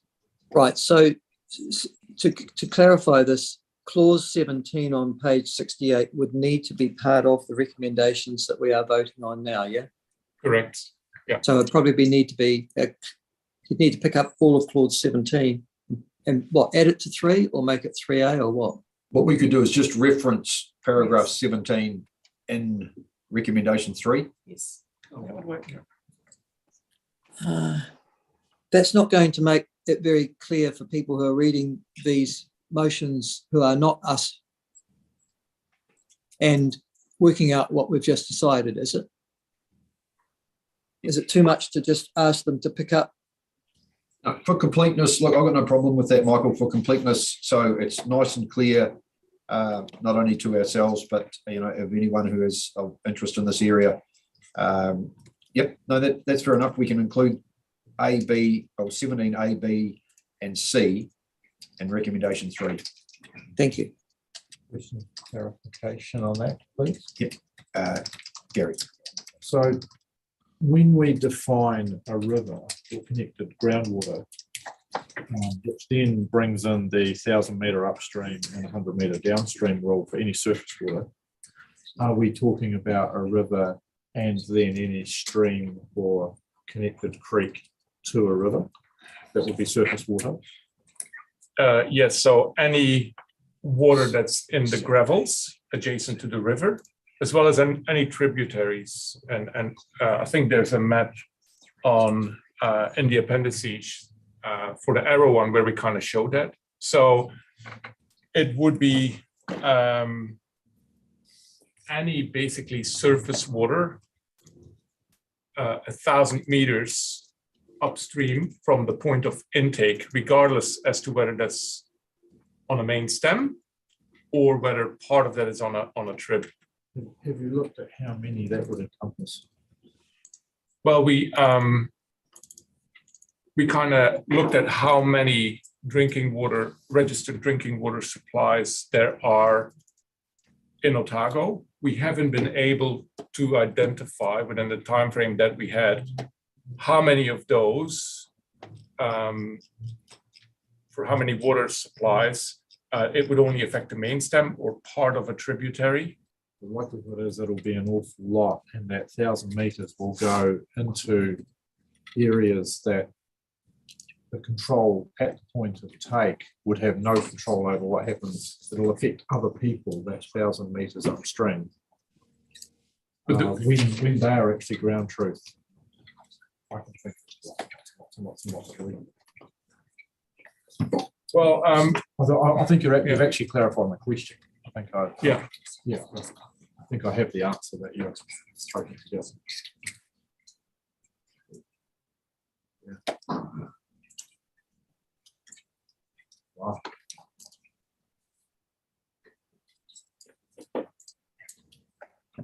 You're sorted, Gary. That's answered my question. Thank you.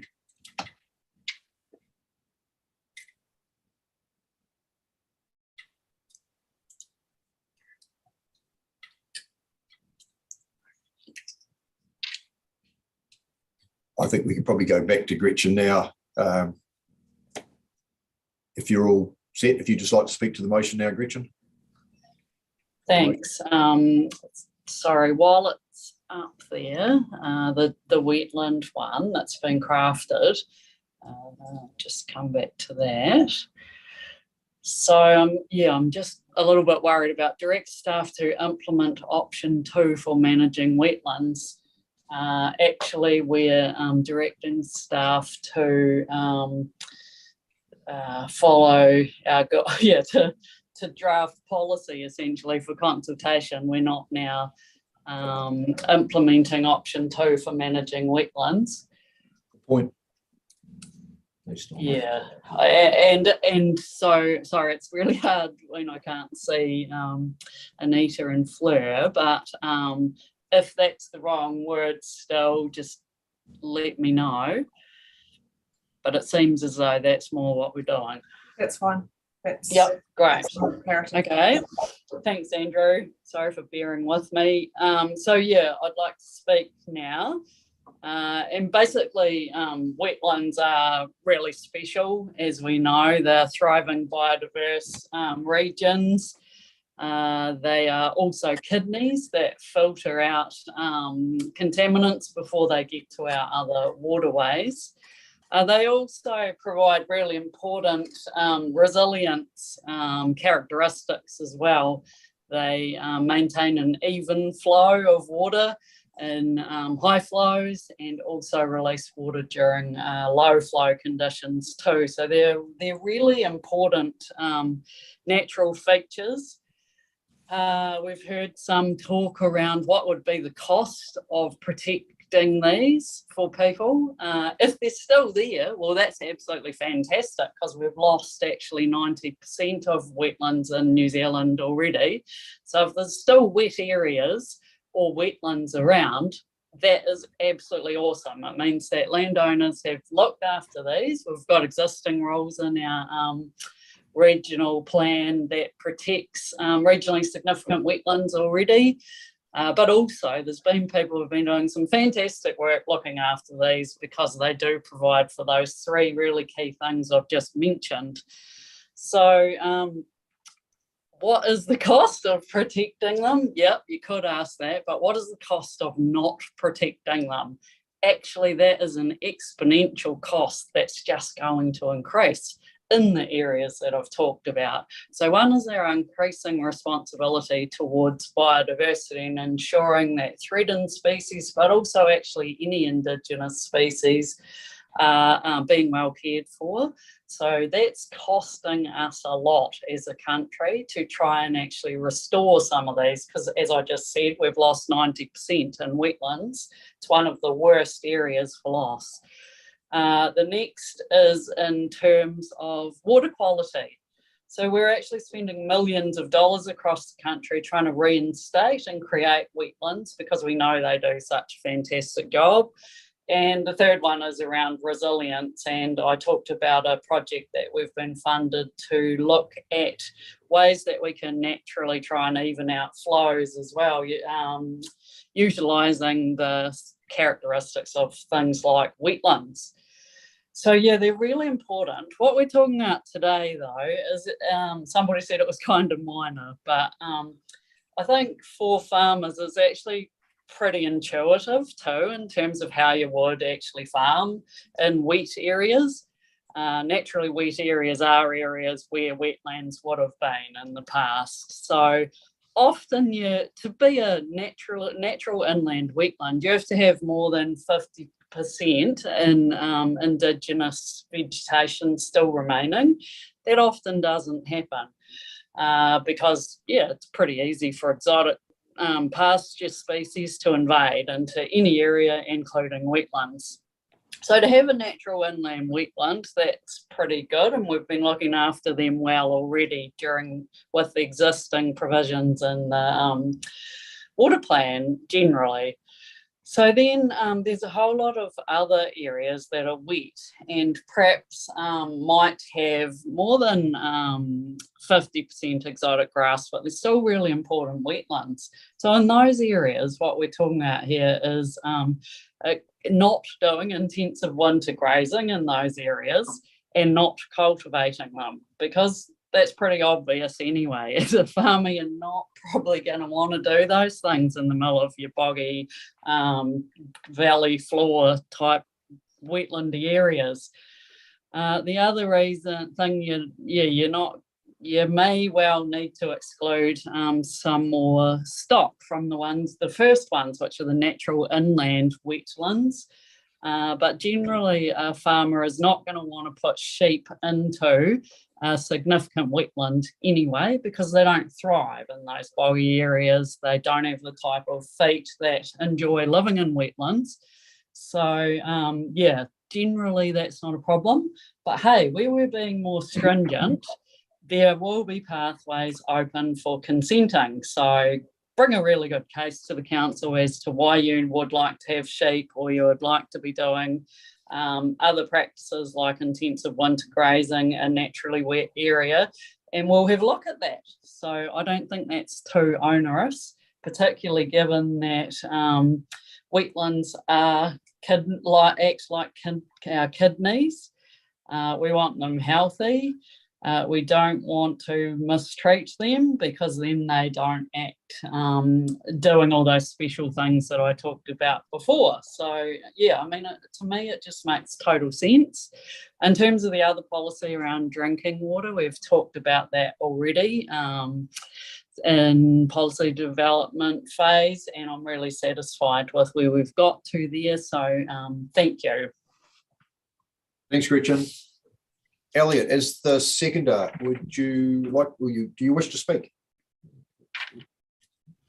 Yeah, I will speak briefly. I also apologise that I have to run away right after this for the young elected members, but everything I wanted to say, Gretchen basically covered. The two main things are that, well, first of all, that we do have those legal obligations and government direction that don't say we have to do exactly this, but they say that the endpoints that we need to get to, and our staff have come back and said that this is pretty much what we need to do to get to those endpoints that we know that we do need to get to. So as I see it, we have an obligation to do this, but even bigger than that, as Gretchen said, we've lost 90% of our wetlands. They're of incredible importance to both our ecosystems and all of the ecosystem services they give to us for agriculture and drinking water quality, and stopping erosion and climate change mitigation, all of those things. And so we would be silly to not put in the measures that we know we need to protect the very few ones that we have left, both in terms of the values that we hold as a council and our legal obligations and the benefits that they provide culturally and socially, economically, and environmentally for our region. Thanks very much, Elliot. Enjoy the rest of the conference. Cheers. Kate. Kia ora. I'm sorry, I've got a few things to say on this. Drinking water. I think I first submitted to this council probably in the late 1990s or early 2000s about protecting Middlemarch's water, which is bore water, hasn't got any protection, has never been protected. DCC can't protect it unless the ORC can, and yet we're going out and caring about water that actually is already being sorted by a government body to an extent. And look, I'm delighted what we're doing. I've been out in the community meetings. I've definitely heard messages from people in Hawea and other places that they want their water sources protected. It all makes sense for us to do it as well. But we have failed as a council to actually protect the people who have got no protection, who've got bore waters as a single supplier, have the whole communities are relying on that. And Middlemarch is only one example. I know there's a whole lot of other examples of little communities right around Otago who we have just been dead deaf to. And that really concerns me, because picking the easy ones and thinking we're doing a good job. And yes, I note this report. Yes, I'll support the motion, but I think we could have done better. And I'm really sad that this council has not lifted that our game and done that work when it has been called on to do that by those communities over the last 20 years. It isn't a new thing. And that really guts me, because it's the lag effect of people not getting work done when they have been asked to in previous councils. It means that we're still not doing it. And I think that's really, it just upsets me. Gravel extraction, I'm happy with that paper. The other paper on wetlands, again, we have failed to work with the community. We're working to them. We don't even mention that we're going out, and we haven't told the community that we're going out and looking at non-regulatory tools to use in the space. We've been asked in the past to do that with QE2 Trust, who asked us to encourage having a fencing policy, encouraged us to have a rates relief policy. We haven't done those things over the last 3 years, and I know that they'd asked us before to do those things. I'm hoping, Chair, that you will take the motion about including sheep and horses separately. I appreciate that horses generally are heavier, although I'm not quite sure if that includes ponies. I presume it does. But sheep to be fenced off in this area, in these areas, they, as Gretchen said, they don't like wet feet, so they don't go there. But to fence them off from those areas is and could be quite a significant issue. And remembering that these will take effect, I think, from the 1st of July 2024, but the other plans or the freshwater alternative pathway won't be available in many areas for at least a year or two after that. So what you'd be asking is that those areas, either people have to put up fencing, and temporary fencing does not work necessarily for sheep. It's very easy for cattle and horses. It isn't a easy response for sheep, and it may have an alternative pathway in a couple of years. So I think that that's actually going too far. I haven't seen any data that justifies it. The government pulled themselves back from that space because they couldn't justify it. And I think it's just going too far. But anyway, those are my opinions. I think it's about time we sat down and worked out a program that's much more ambitious for the community, listening to the community and actually ticking off the boxes better about how we work with people to protect these things and coming up with much better ways of doing it. Thanks, Kate. Michael. Yes, I guess I'm trying to endorse a lot of what Kate's just said. I'm very concerned at a number of the things that we're doing today. There seems to be let's just deal with the wetlands issue first. There seems to be a view that wetlands are a good thing. And really, that was the primary rhetoric, I guess, of the mover and seconder of this motion. And that is not the issue here today. The issue is what we are doing going to have practical effect? And what are those practical effects? What are the consequences of the policy that we make? I have always been very critical of bureaucrats, and this is no commentary on our staff. I'm actually thinking of Ministry of Environment bureaucrats in Wellington. But coming up with ideas without governance asking, that's a good idea. Now, what does this mean on the ground? And the fact that we can't answer that question today when we are moving these motions is poor policy making. And I don't want to be any part of that. It's a funny position that we're actually going to be passing a sort of policy imperative today on wetlands. And then our staff are then going to work out what the practical effect might be when they go and consult with the community. Well, wouldn't it be a really good idea to work that out beforehand?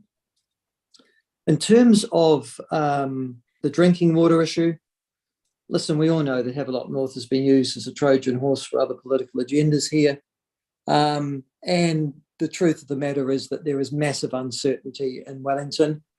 We've had the government confess to that, which is why they're putting back the implementation of this program at least 2 years, and that they won't have it all in any form of operational detail prior to the election. So I am very concerned that our staff, therefore, have come up with a set of policies that are running ahead of what the final deliberation of government policy might look like. And for there to be a confession that we are in section to do with drinking water, setting back the bores 20 metres, which is 4 times the recommendation of the government, you again ask the question, why?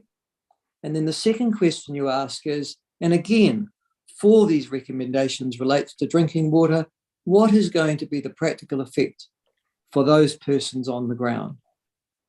Given, of course, the fact that none of this applies to anybody or any communities of under 500, where you might think that the potential of some form of impure water being delivered to them in actual fact exponentially increases. I think this is poor policy making. I'd like to know what the practical effects are of the policies that we are promoting and implementing. I like to have that in some detail. I cannot, in all honesty, go out tomorrow and say, what does this mean for me? And when somebody asks that question tomorrow, I honestly won't be able to tell them. And for that reason, I will not be supporting these motions. Thanks, Michael. Further speakers? Gary, then Alan, then Tim. Thank you. Gravel extraction first. Fully support as enabling a direction as possible. This country is in the unfortunate position of not being able to afford to upgrade its infrastructure on a regular basis, and our councils are continually jeopardised when it comes to just being able to upgrade bridges that are 50, 100 years old. So we're not moving forward to manage that infrastructure, so we need gravel extraction to be as enabling as possible. The drinking water direction here is far too restricted in my mind. The imposition of a kilometre direction, the 20-metre radius, I don't think it's actually going to improve. It is going to impose situations upon others that may actually stymie the ability to proceed and continue to use some of the perfectly available and operating drinking water situations that and infrastructure that we currently have. So I think it is a step far too far, and we do not have the an understanding of the true implications of it. So again, a policy being created, as the previous speaker said, where we actually don't know what the direction is. The problem will be in the community consultation is that when it's challenged by the community, the response will be, well, council set this. So without any understanding of what the true implications were. Wetlands, when it comes to wetlands, the discussion is really leading down the path of we've only got a couple left and we must save them at all cost, whereas we have a substantial number of wetlands left, and it's my understanding or my impression that farming at the moment is doing a good job of looking after those wetlands. To include sheep now in what would be a rule to fence off those wetlands creates an almost impossible situation for a huge number of farms, in that the wetlands are generally associated, closely located to waterways, and waterways that increase and decrease. And when you add sheep fencing, you add the ability to maintain those in floods and high flows is almost impossible. Sheep fencing is massively more expensive than fencing for cattle, and cattle fencing can be moved easily for either expansion or contraction as needed. So to me, again, without understanding the true implications on the ground of how this would actually impact, I think it actually steps us too far away from reality and will be massively opposed by the community who are actually out there doing a good job at the moment. So I will be opposing the recommendations as well. Thank you. Thanks, Gary. Alan. Yeah, thank you. Look, it's very important we pay close attention to the health of our people. So those freshwater, drinking water protections, I can fully support. I'm just going back to the wetlands issue, and part of the discussion we had at the workshop last week and in the box on page 70 of the papers there, talking about the stock exclusion. And we're at notes, and I guess my concerns are, well, the starting point is, yes, we do need to, I believe it's very important to protect and enhance our wetlands. I guess it's the stock exclusions around sheep, and we've heard a couple of speakers talking about that. And from the workshop last week and in that box saying it's difficult, maybe difficult for us to, at this stage, justify the exclusion of sheep. I'm thinking I don't want to set the ORC up for difficulties on that one. And so I'm still thinking hard about whether I believe sheep should be excluded there. I agree there's good justification for restricting access to other heavy stock types such as horses. Thank you. Thanks, Alan. Tim. Yeah, I'm fine with gravel extraction, drinking water based on mana te wai. Okay with that. The wetlands resolution will be supporting and that it is providing direction to enable work to be undertaken to develop policy. That's my understanding. So let's leave it there. Okay. Thank you, Tim. Brian. Yeah, why not? I wasn't going to say anything, but I agree with the gravel. It's enabling from an infrastructure perspective, from an ecology perspective. I think that's pretty good. The drinking water, okay, people are splitting hairs over meters and so forth. We need to be conservative. But these are conservative provisions for overtime, and I think that's a good recommendation. In relation to wetlands, for goodness sake, we've lost 9% of our wetlands. We used to have 9%, I think, of our land area used to be wetlands, 2.5 million hectares. And here we are, fighting for the rights of sheep and so forth. The wetlands, as our chair said, we need to treasure them. They have such an important role in terms of our waterways, in terms of our community. I'll certainly be voting for what's suggested up there. Thank you. Thank you, Kevin. Look, probably one of the most difficult things I am seeing at the moment is staff having to set a position when there is government still dilly-dallying around and not coming out with succinct policy that we can actually work on. So that must be exceptionally tough environment to be working in, and that, hopefully that can change. Gravel's good. Drinking water, I have some concern about that. Again, it's being not having a practical test of the words that we do, and I would hope in time that we get into a position where we are developing policies that we can practically test those in different scenarios to give a better understanding of what those words actually mean. Yeah, they may be legally complying, but what do they do to aid to the water quality, and are they going to be effective? Wetlands, I think that the majority of our wetlands have not been destroyed by stock. They've actually been destroyed by cultivation and land use changes. So stock, I don't think, are going to create much more loss of wetlands. However, there is national policy that we need to get cattle out of there, so I can understand that. But I just wonder at the moment, and I still don't see the proof of what is actually happening out there at the moment. Is that actually degrading, or in fact actually holding the line and actually improving what is there? And I think that could be more the case than what we're actually seeing. But again, we haven't got the proof. There is a policy here that we will talk about, or a paper that we'll talk about stock exclusion. And one of the biggest things that MFE, I think it's MFE, have discovered that really it is the stocking rate that is causing the issues. So we are looking for them to set some direction on stocking rate. So if you've got a 20 hectare wetland and you've got 6 sheep running through it from time to time, is that going to be an issue? But what we're saying here, to keep all those stock out, we're going to have to fence it. It's completely impractical in most inland situations to actually fence for sheep. You could close the whole farm down, but in reality, it is the stocking rate. The chair has stated that these sheep don't, so he's talking of fine-wooled sheep don't like wetlands, so that's a natural barrier anyway.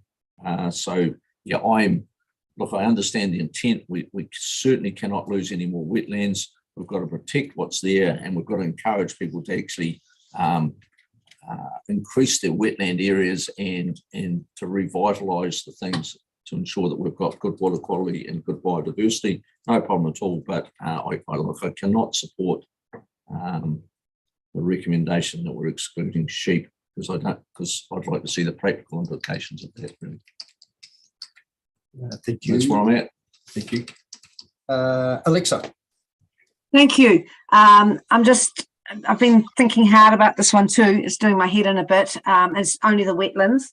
And I think the pragmatist in me tells me that we have more chance to restore wetlands and save wetlands if we don't ask people to fence for sheep.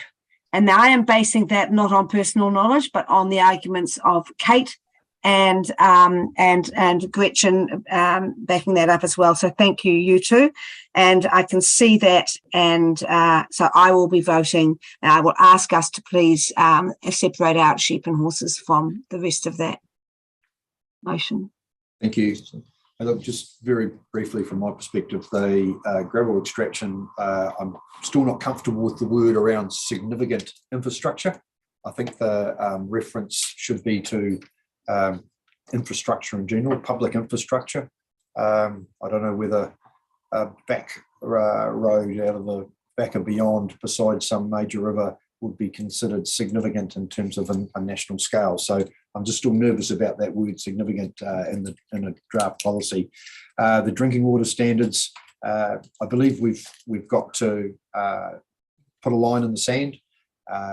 Maybe it may be as Gary and others have alluded to, there may be some unintended consequences. I'd like to think that those have been considered to a certain level with the information that we've currently got. But as we work our way through down this process, I'd like to think staff would come back to us if there was a showstopper in regards to having those sorts of policies further developed. The wetlands, I think it's important, and it's actually rather ironic that we've been in a society for the last 150 plus years where it's been encouraged to drain water away from low-lying areas to make the land more productive. We now have done a complete U-turn, and we now recognise the importance of the hydrology that connects water bodies, from the mountains to the sea. And we also recognise the importance of the ecology that exists in these wetlands. So I'm supportive of the approaches to ensure that wetlands can at least be maintained and ideally improved going forward. I think we all want that. I do have some reservations about the inclusion of all stock, including sheep. Yes, I agree with the exclusion of horses, but not the exclusion of sheep.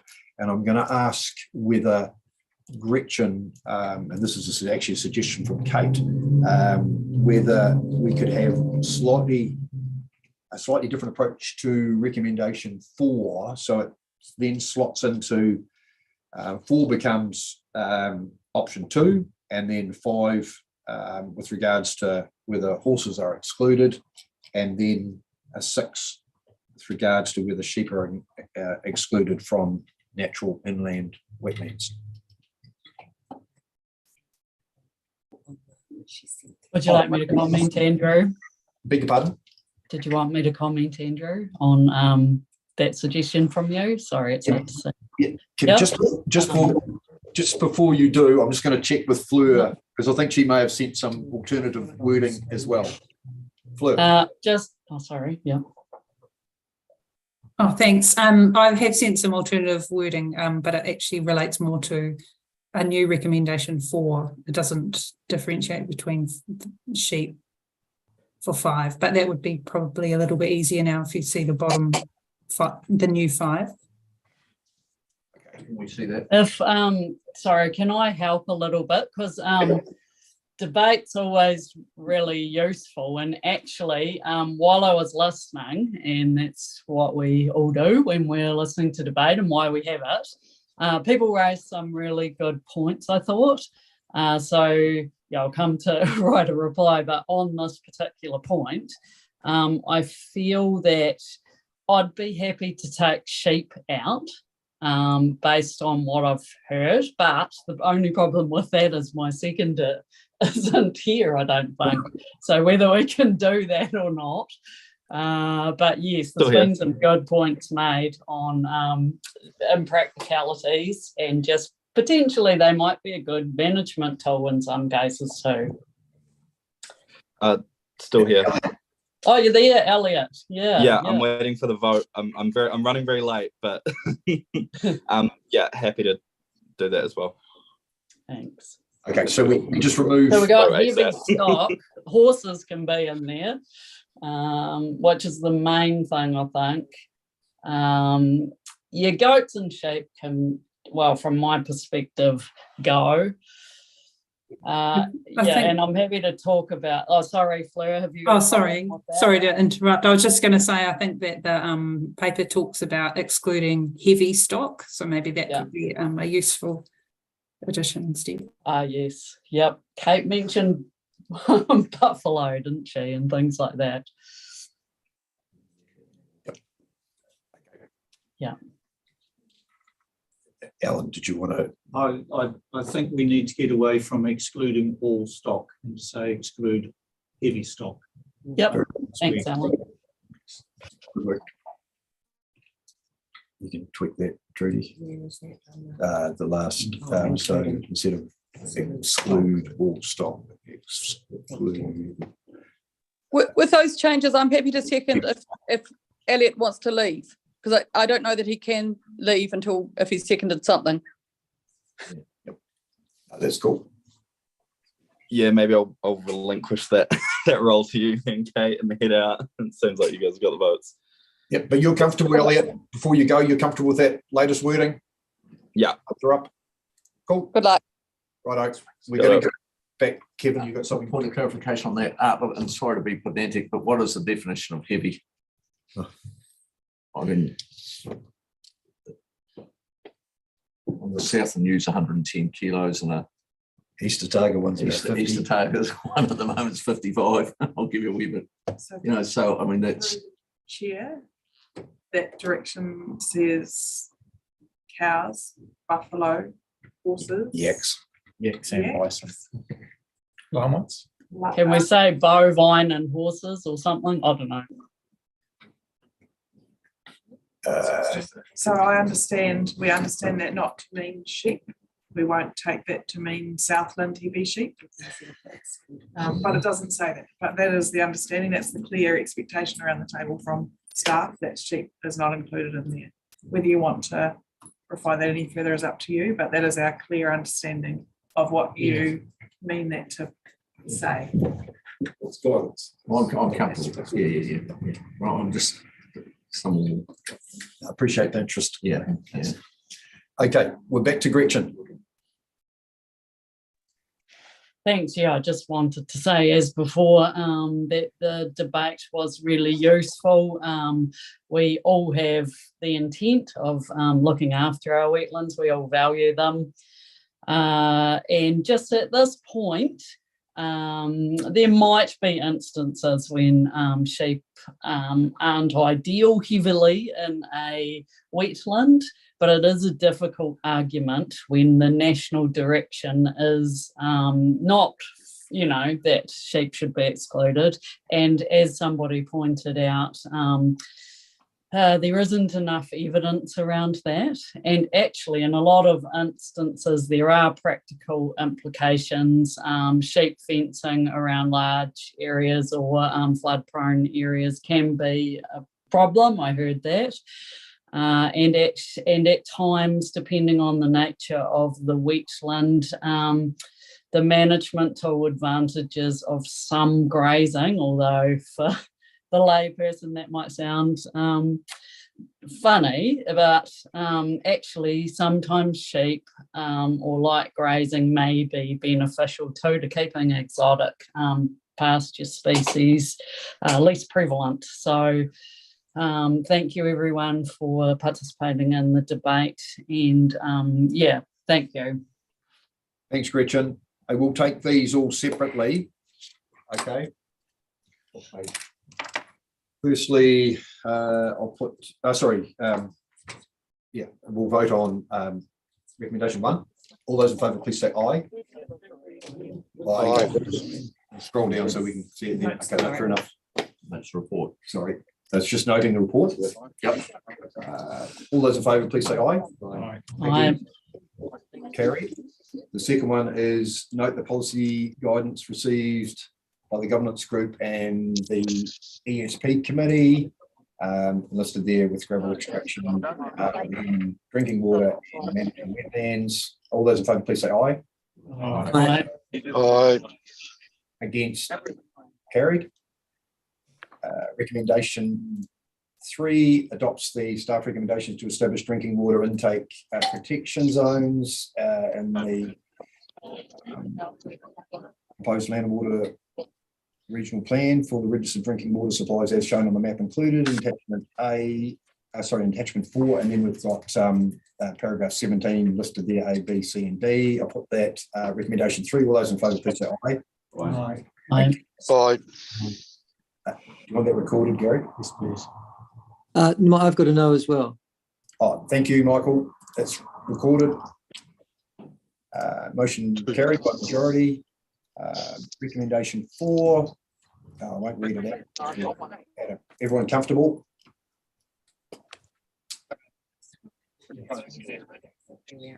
Okay. Recommendation 4 is on the screen. I'll put the motion. All those in favour, please say aye. Aye. Aye. Against, carried. No. 2 notes from Gary and Michael. We'll record those.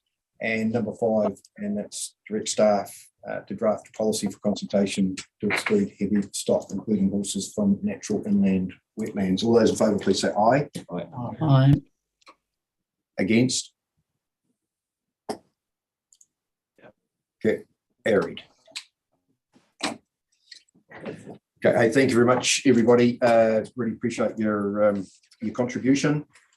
So we now, I assume we just keep on track. We've got nothing to stop for because that briefing's not till 2 o'clock. Cool. We'll go back to 8.1. This is the updated elected member remuneration determination. This is the report on the annual review process that the Remuneration Authority have undertaken. No changes in terms of the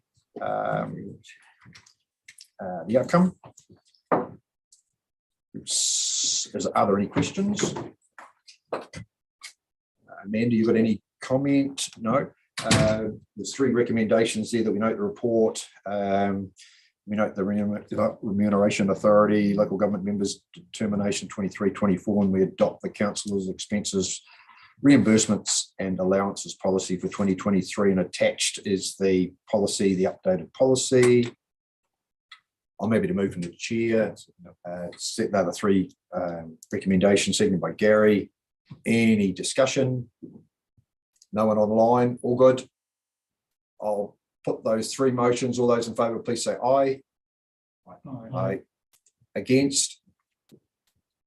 Carried. That was a pretty miserable effort, if you don't mind me saying. Okay, moving on to 8.2, which is the submission on climate change commission's advice. Welcome to friends. Andrea, welcome to the table. sorry about the delay at the front end. I probably should have said something like, maybe you want to go away and have a cup of tea. But pleased to be able to be here at this time. Friends, did you want to, oh, this is retrospective, isn't it? This is based on the submission that we'd already submitted. Happy to move. Yep. Moved by Kate, seconded by Alan, and that's a noting paper. Any discussion? If not, I'll put those 3 recommendations. Sorry, just very quickly, if I might. Yes, Michael. Listen, the government has routinely ignored the advice of the Climate Change Commission to the point where it was taken to the High Court by a group of lawyers for a judicial review hearing a little over a couple of months ago. And the lawyer ruled in favour of those lawyers. And as a consequence, the government has now announced some changes to particularly its carbon units auctions, but they won't be action until after the election in December of this year. I just wanted to sound a note of caution that if we've got a government, a Labour Greens government, who are prepared to ignore the Climate Change Commission on a pretty regular basis, and believe that there are other priorities that have sway, particularly the cost of living crisis and others. I just don't want us to get ahead of where central government policy is on this issue. That's all. That's all I have to say on that matter. Excellent. Thanks, Michael. I'll put those 3 recommendations. All those in favour, please say aye. Aye. Against? Carried. Thanks, Andrea. Thanks, Brand. Moving on to the ORC submission on stock exclusion rules proposed amendment. Once again, this is retrospective.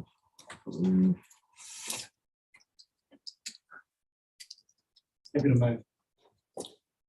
Thanks, Brian. Happy. Thank you, Tim. Seconding.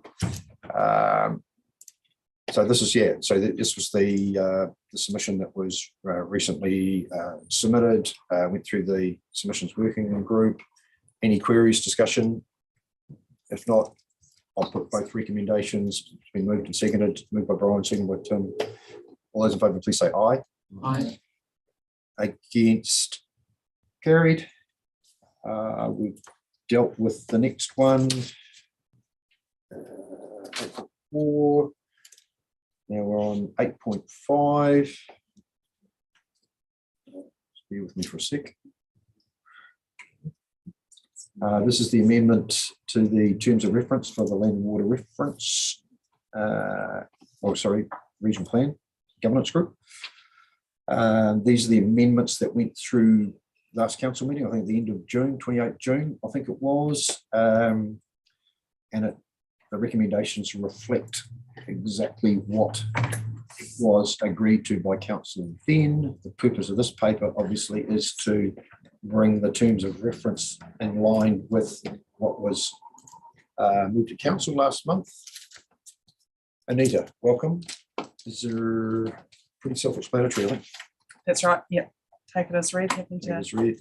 answer any questions. You've got a clean and a tracked changes version. Thank you. Yeah. Tim.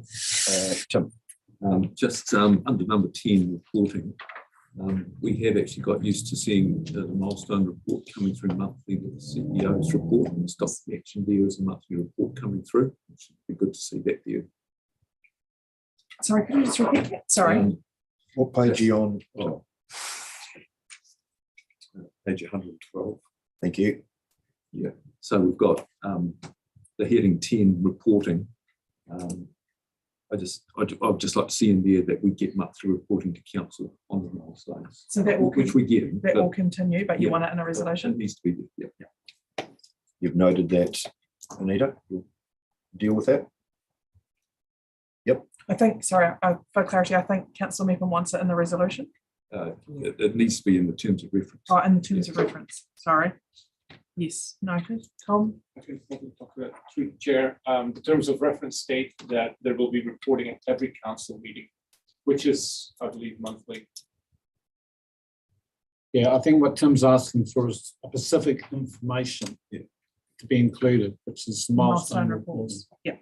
We are getting it, but Yeah. it just needs to be in the terms. Yeah, sure. So we'll make that reference in the terms of reference clear to be the monthly milestone reporting. Yeah. Yeah. So it doesn't need to be included in the motion. You'll pick that up and develop it to include it. Lovely. Any other queries? Michael?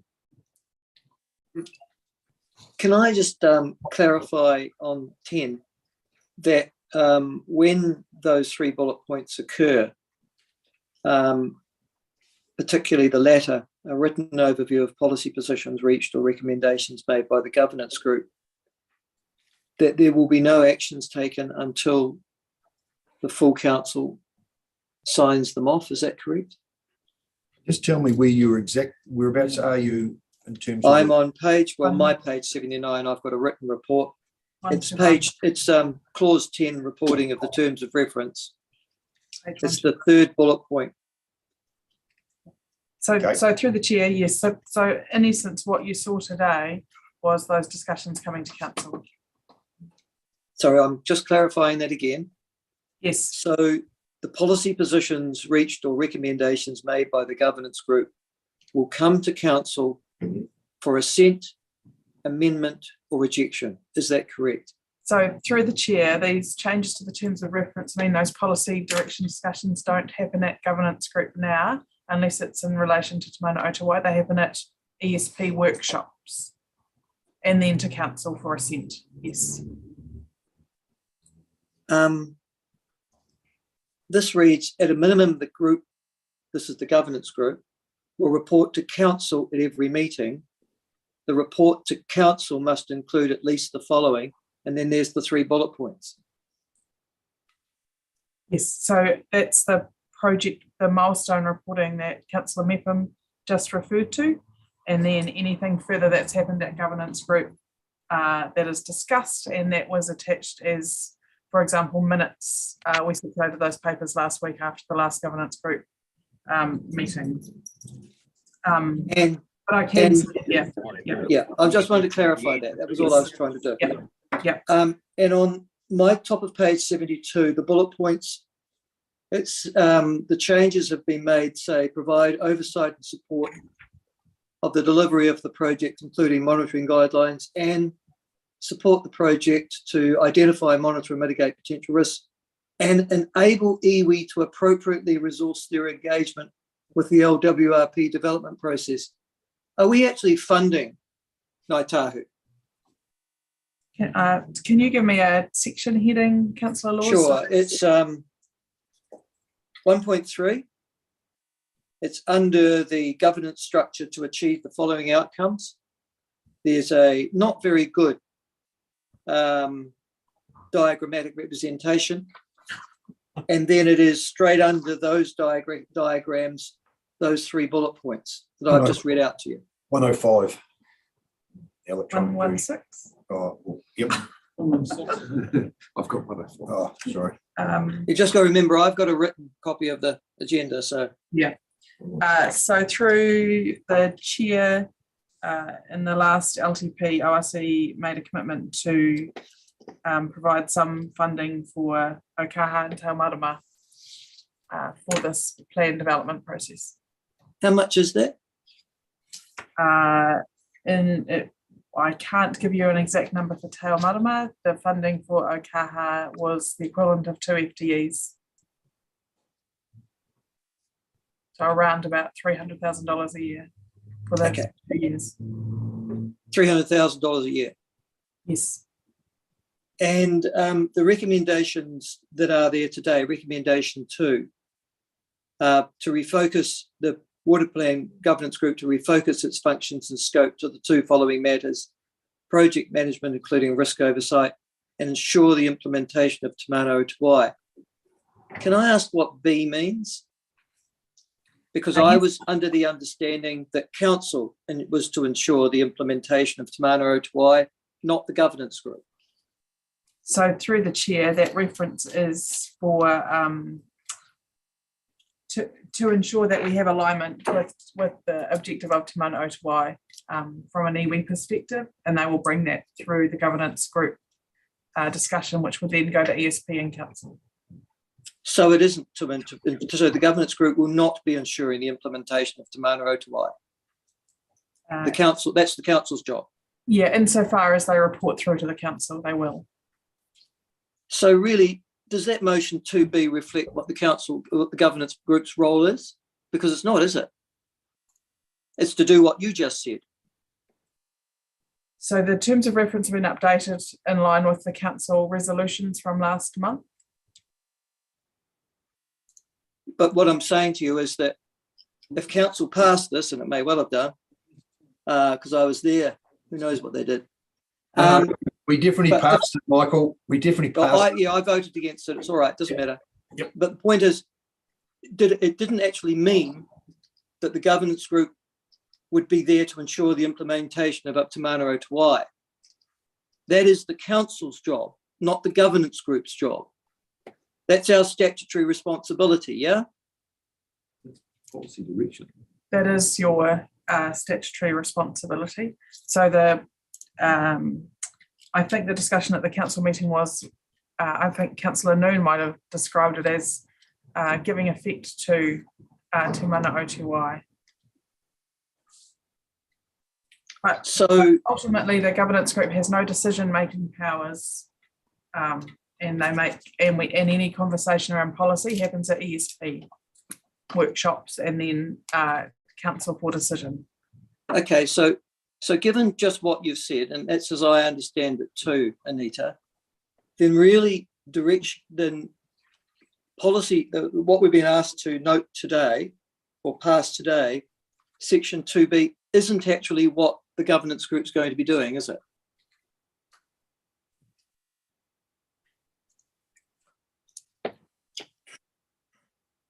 Just bear with me while I get to the page. 907. So through the chair, they will still have that lens because that is the central focus of the land and water plan is Te Mana o Te Wai. And if the governance group, when they're assessing risks, believe that some of what we are proposing or what they're dealing with doesn't implement Te Mana o Te Wai, then they will escalate that to the policy committee, the science and policy committee. But they won't be making decisions on anything. It's a risk escalation tool around Te Mana o Te Wai, which is the tenet of the land and water plan. You're not the right person to ask, Anita. Mr. Chairman, shouldn't what Anita's just said be reflected in that motion? Because at the moment, that is not what the motion reads. This reflects the council's decision on the 28th of June this year, last month. So to ensure implementation of Te Mana o Te Wai, I mean, to me, it's bringing to the table a wide lens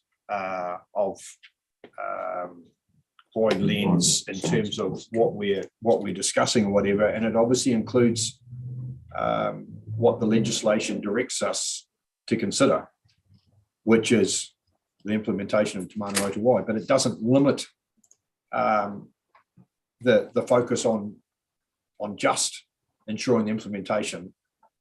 It's telling us that that's an important consideration, but it's not the only consideration that we have. Yeah, I can see what the problem is. The problem is the word ensure, because the governance group has no power of surety at all. It would be best to exclude that word and use the word consider or advise upon the implementation of Te Mana o Te Wai, surely. Or consider and advise upon, but it isn't to ensure. The only statutory body that can ensure the implementation of Te Mana o Te Wai in the Otago region is the council, not this governance group. Actually, I've just looked on Kate's point about dealing with the minutes. before we'd actually dealt with the Environment, Science and Policy Committee. We've actually noted the minutes from the 28th of June where we made this decision. So you are surrendering that responsibility to this governance group then, are you? I'm just going to seek clarification from probably Amanda. From a process point of view, what we've got in front of us is a paper that's been based on a council decision last month. So the only difference in terms of council's focus and decision here today is essentially incorporating our decision from last month into the terms of reference today, correct? Yep. Andrew, can I just maybe provide some context? So I don't know if you can hear me, Andrew. Yeah, no, I can. Yeah, sorry, it's a bit, I'm trying to follow along, but look, Michael, I understand what you're saying. I suppose the way I read this is that the bullet point 2, and I apologise, but I think that's the one we're discussing under the purpose, ensure that policy direction provided to staff. So again, it's not ensuring the delivery of, it's ensuring that the policy direction is providing. It comes back to risk, which is what we've talked about being the purpose of this group. So you are right in terms of that. That is not a function of that governance group to ensure Te Manawa Te Wai. That is absolutely responsive council when they responsibility of council when they're making those final decisions. But in terms of risk, there is a role there for the governance group, and particularly our mana whenua members, to provide some advice around the policy direction that council will receive. Being consistent with Te Manawa Te Wai, and that's the ensure piece. There is that there is a level of comfort there. It goes no further than that, and I think everybody, including the governance group members, are very clear on that being a limited role. Richard, thank you for that clarification, but it does mean that the recommendation needs to be changed. Hang on, Tim. I just want to get back to Amanda in terms of. Amanda, you can hear me? Oh, sorry. In terms of process, is if we were to make an amendment to the recommendation in front of us, and it reflects the decision from council last month, is there any issue with that? Well, in theory, you're changing a decision that you've already made, so there is process understanding orders for doing that, but I guess it depends on the will of the table. I mean, to revoke a motion and make a new decision, you get numbers. I just didn't, as we got down this rabbit hole, I didn't want to get too down. Andrew, I don't think what's being proposed in terms of a tweak to the points within the terms of reference fundamentally changes the decision around the council table. You're right. Where there's no risk there. What Michael's talking about is clarity around the purpose. Look, and this just comes down to, I guess, an opinion on whether there is clarity there around the role that the governance group plays in the project. And I guess as staff, the recommendation we've made at this terms of reference what was agreed at the last council meeting. Michael has shared a different view around that use of the word ensure, but ultimately staff have made the recommendation as it stands, and the terms of reference, we believe, reflect that decision, and will have the governance group operating as council indicated they should. Can I help you a little bit? Can I help you by taking you to clause 9 of this paper and to clause 9A, bullet point 1. Now there is what Richard has said, those words. See those words? The GG would.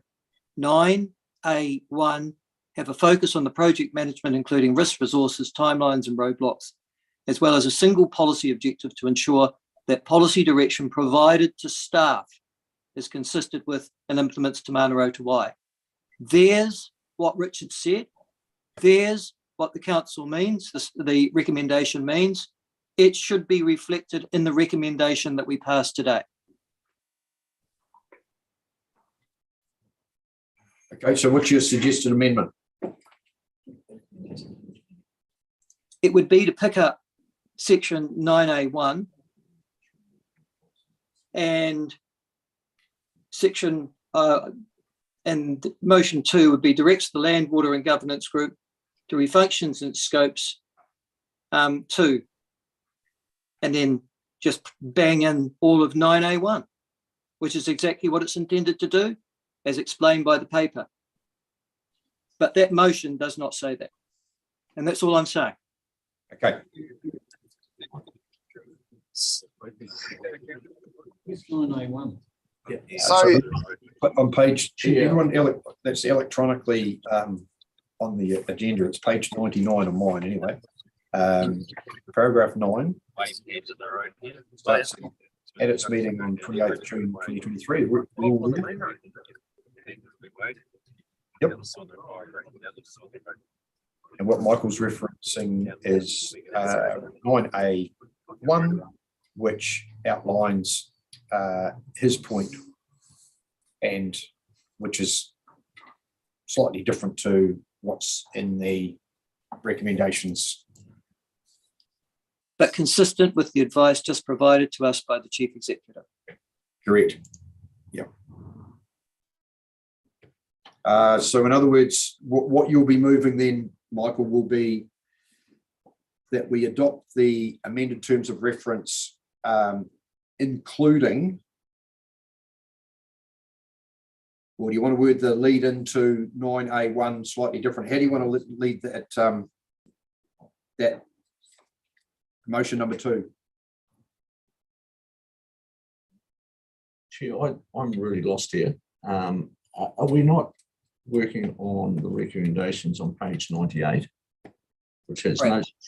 It would be directs the Land and Water Governance Plan Group 2, and then it would go and then it goes straight into that subsection provided on section 9.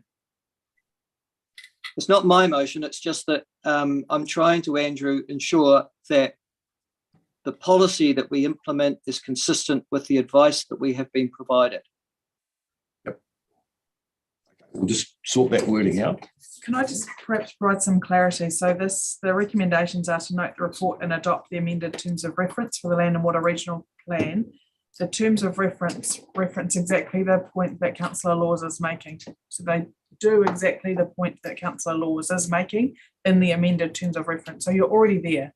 I don't think you need to change anything. Okay. It is in there in the section that Councillor Laws just highlighted. Yeah. What I'm trying to find out is, because that's what I thought we're doing 1 and 2 on page 98, but I'm just saying where in the terms of reference is it not, is your 9.1 not actually referenced? Because in the term of reference, I was comfortable with the terms of reference. This word ensures, where do you find that, Michael? Sorry, that's my... Sorry, the word ensure is in current discussion, or the motions that we are provided following discussion around the recommended governance that the council notes this report to, directs the Land and Water Governance Group to refocus its functions. No. Got it? Have you got that one?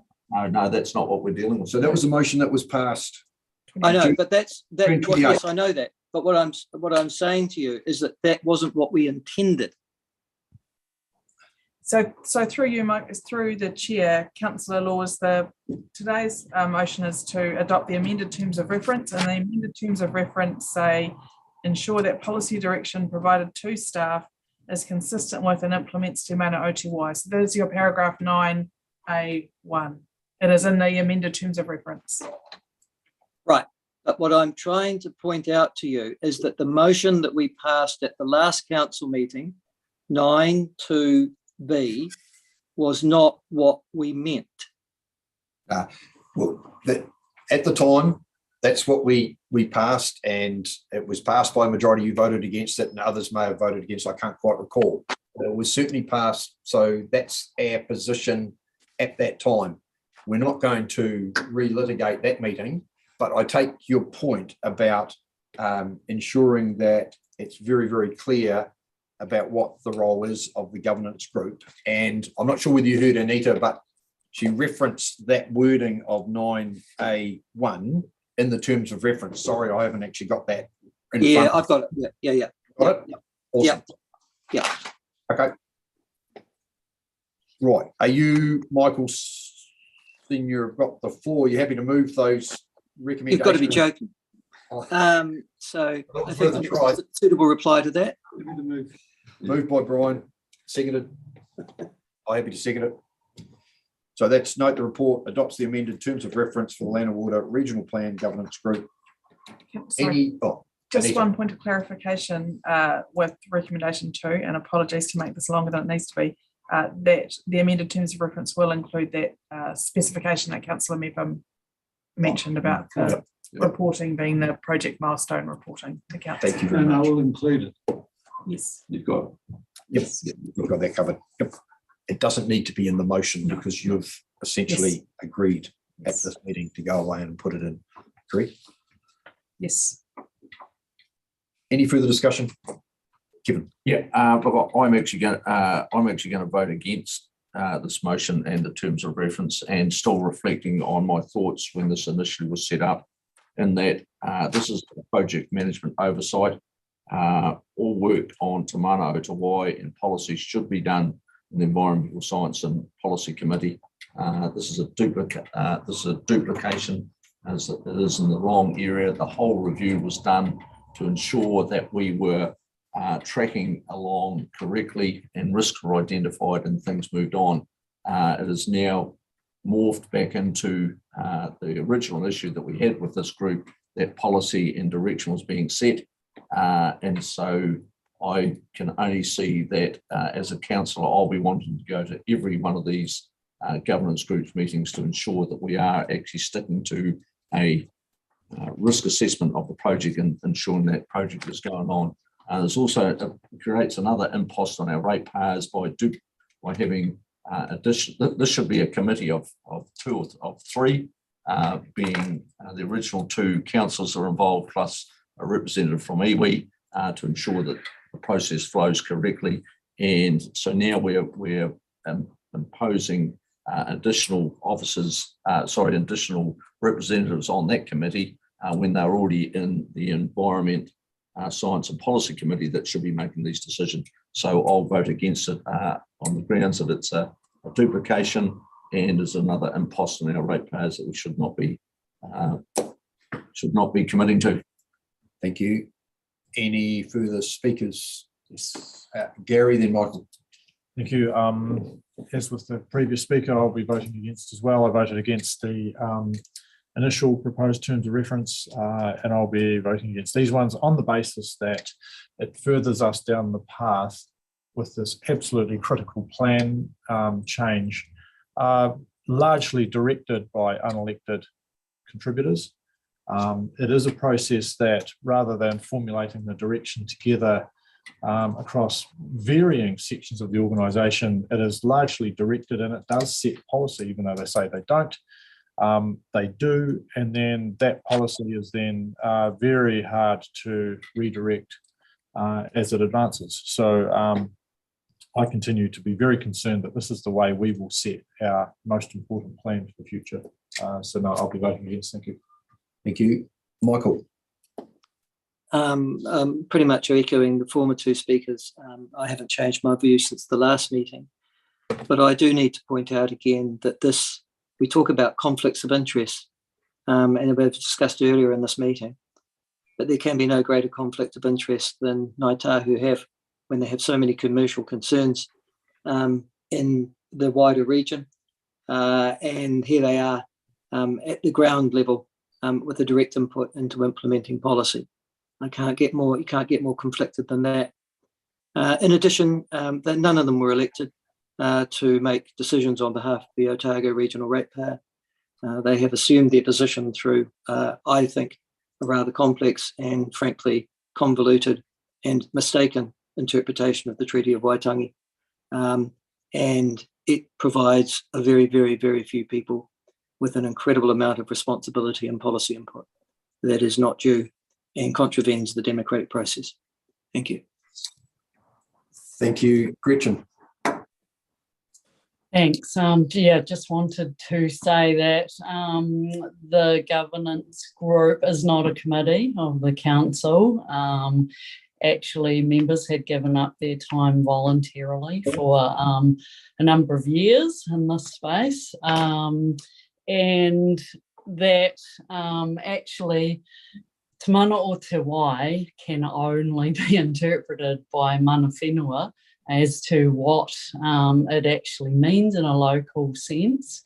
The Local Government Act sets up so that councils can have input from people that have useful skills or knowledge that they can bring to the table for the very needs like this one. So just wanted to say that it's really important that we do make sure that we get the fundamentals of the land and water plan, Te mana o te wai, coming through, and that actually we have discussed and already agreed as a council that this is the channel where that happens. So yeah, I just want to point that out. So thank you. Point of clarification, Mr. Chairman. Gretchen, sorry, did I get that right? It's just a point of clarification. I'm not debating it with you. You just said that Te mana o te wai can only be interpreted by mana whenua. Is that correct?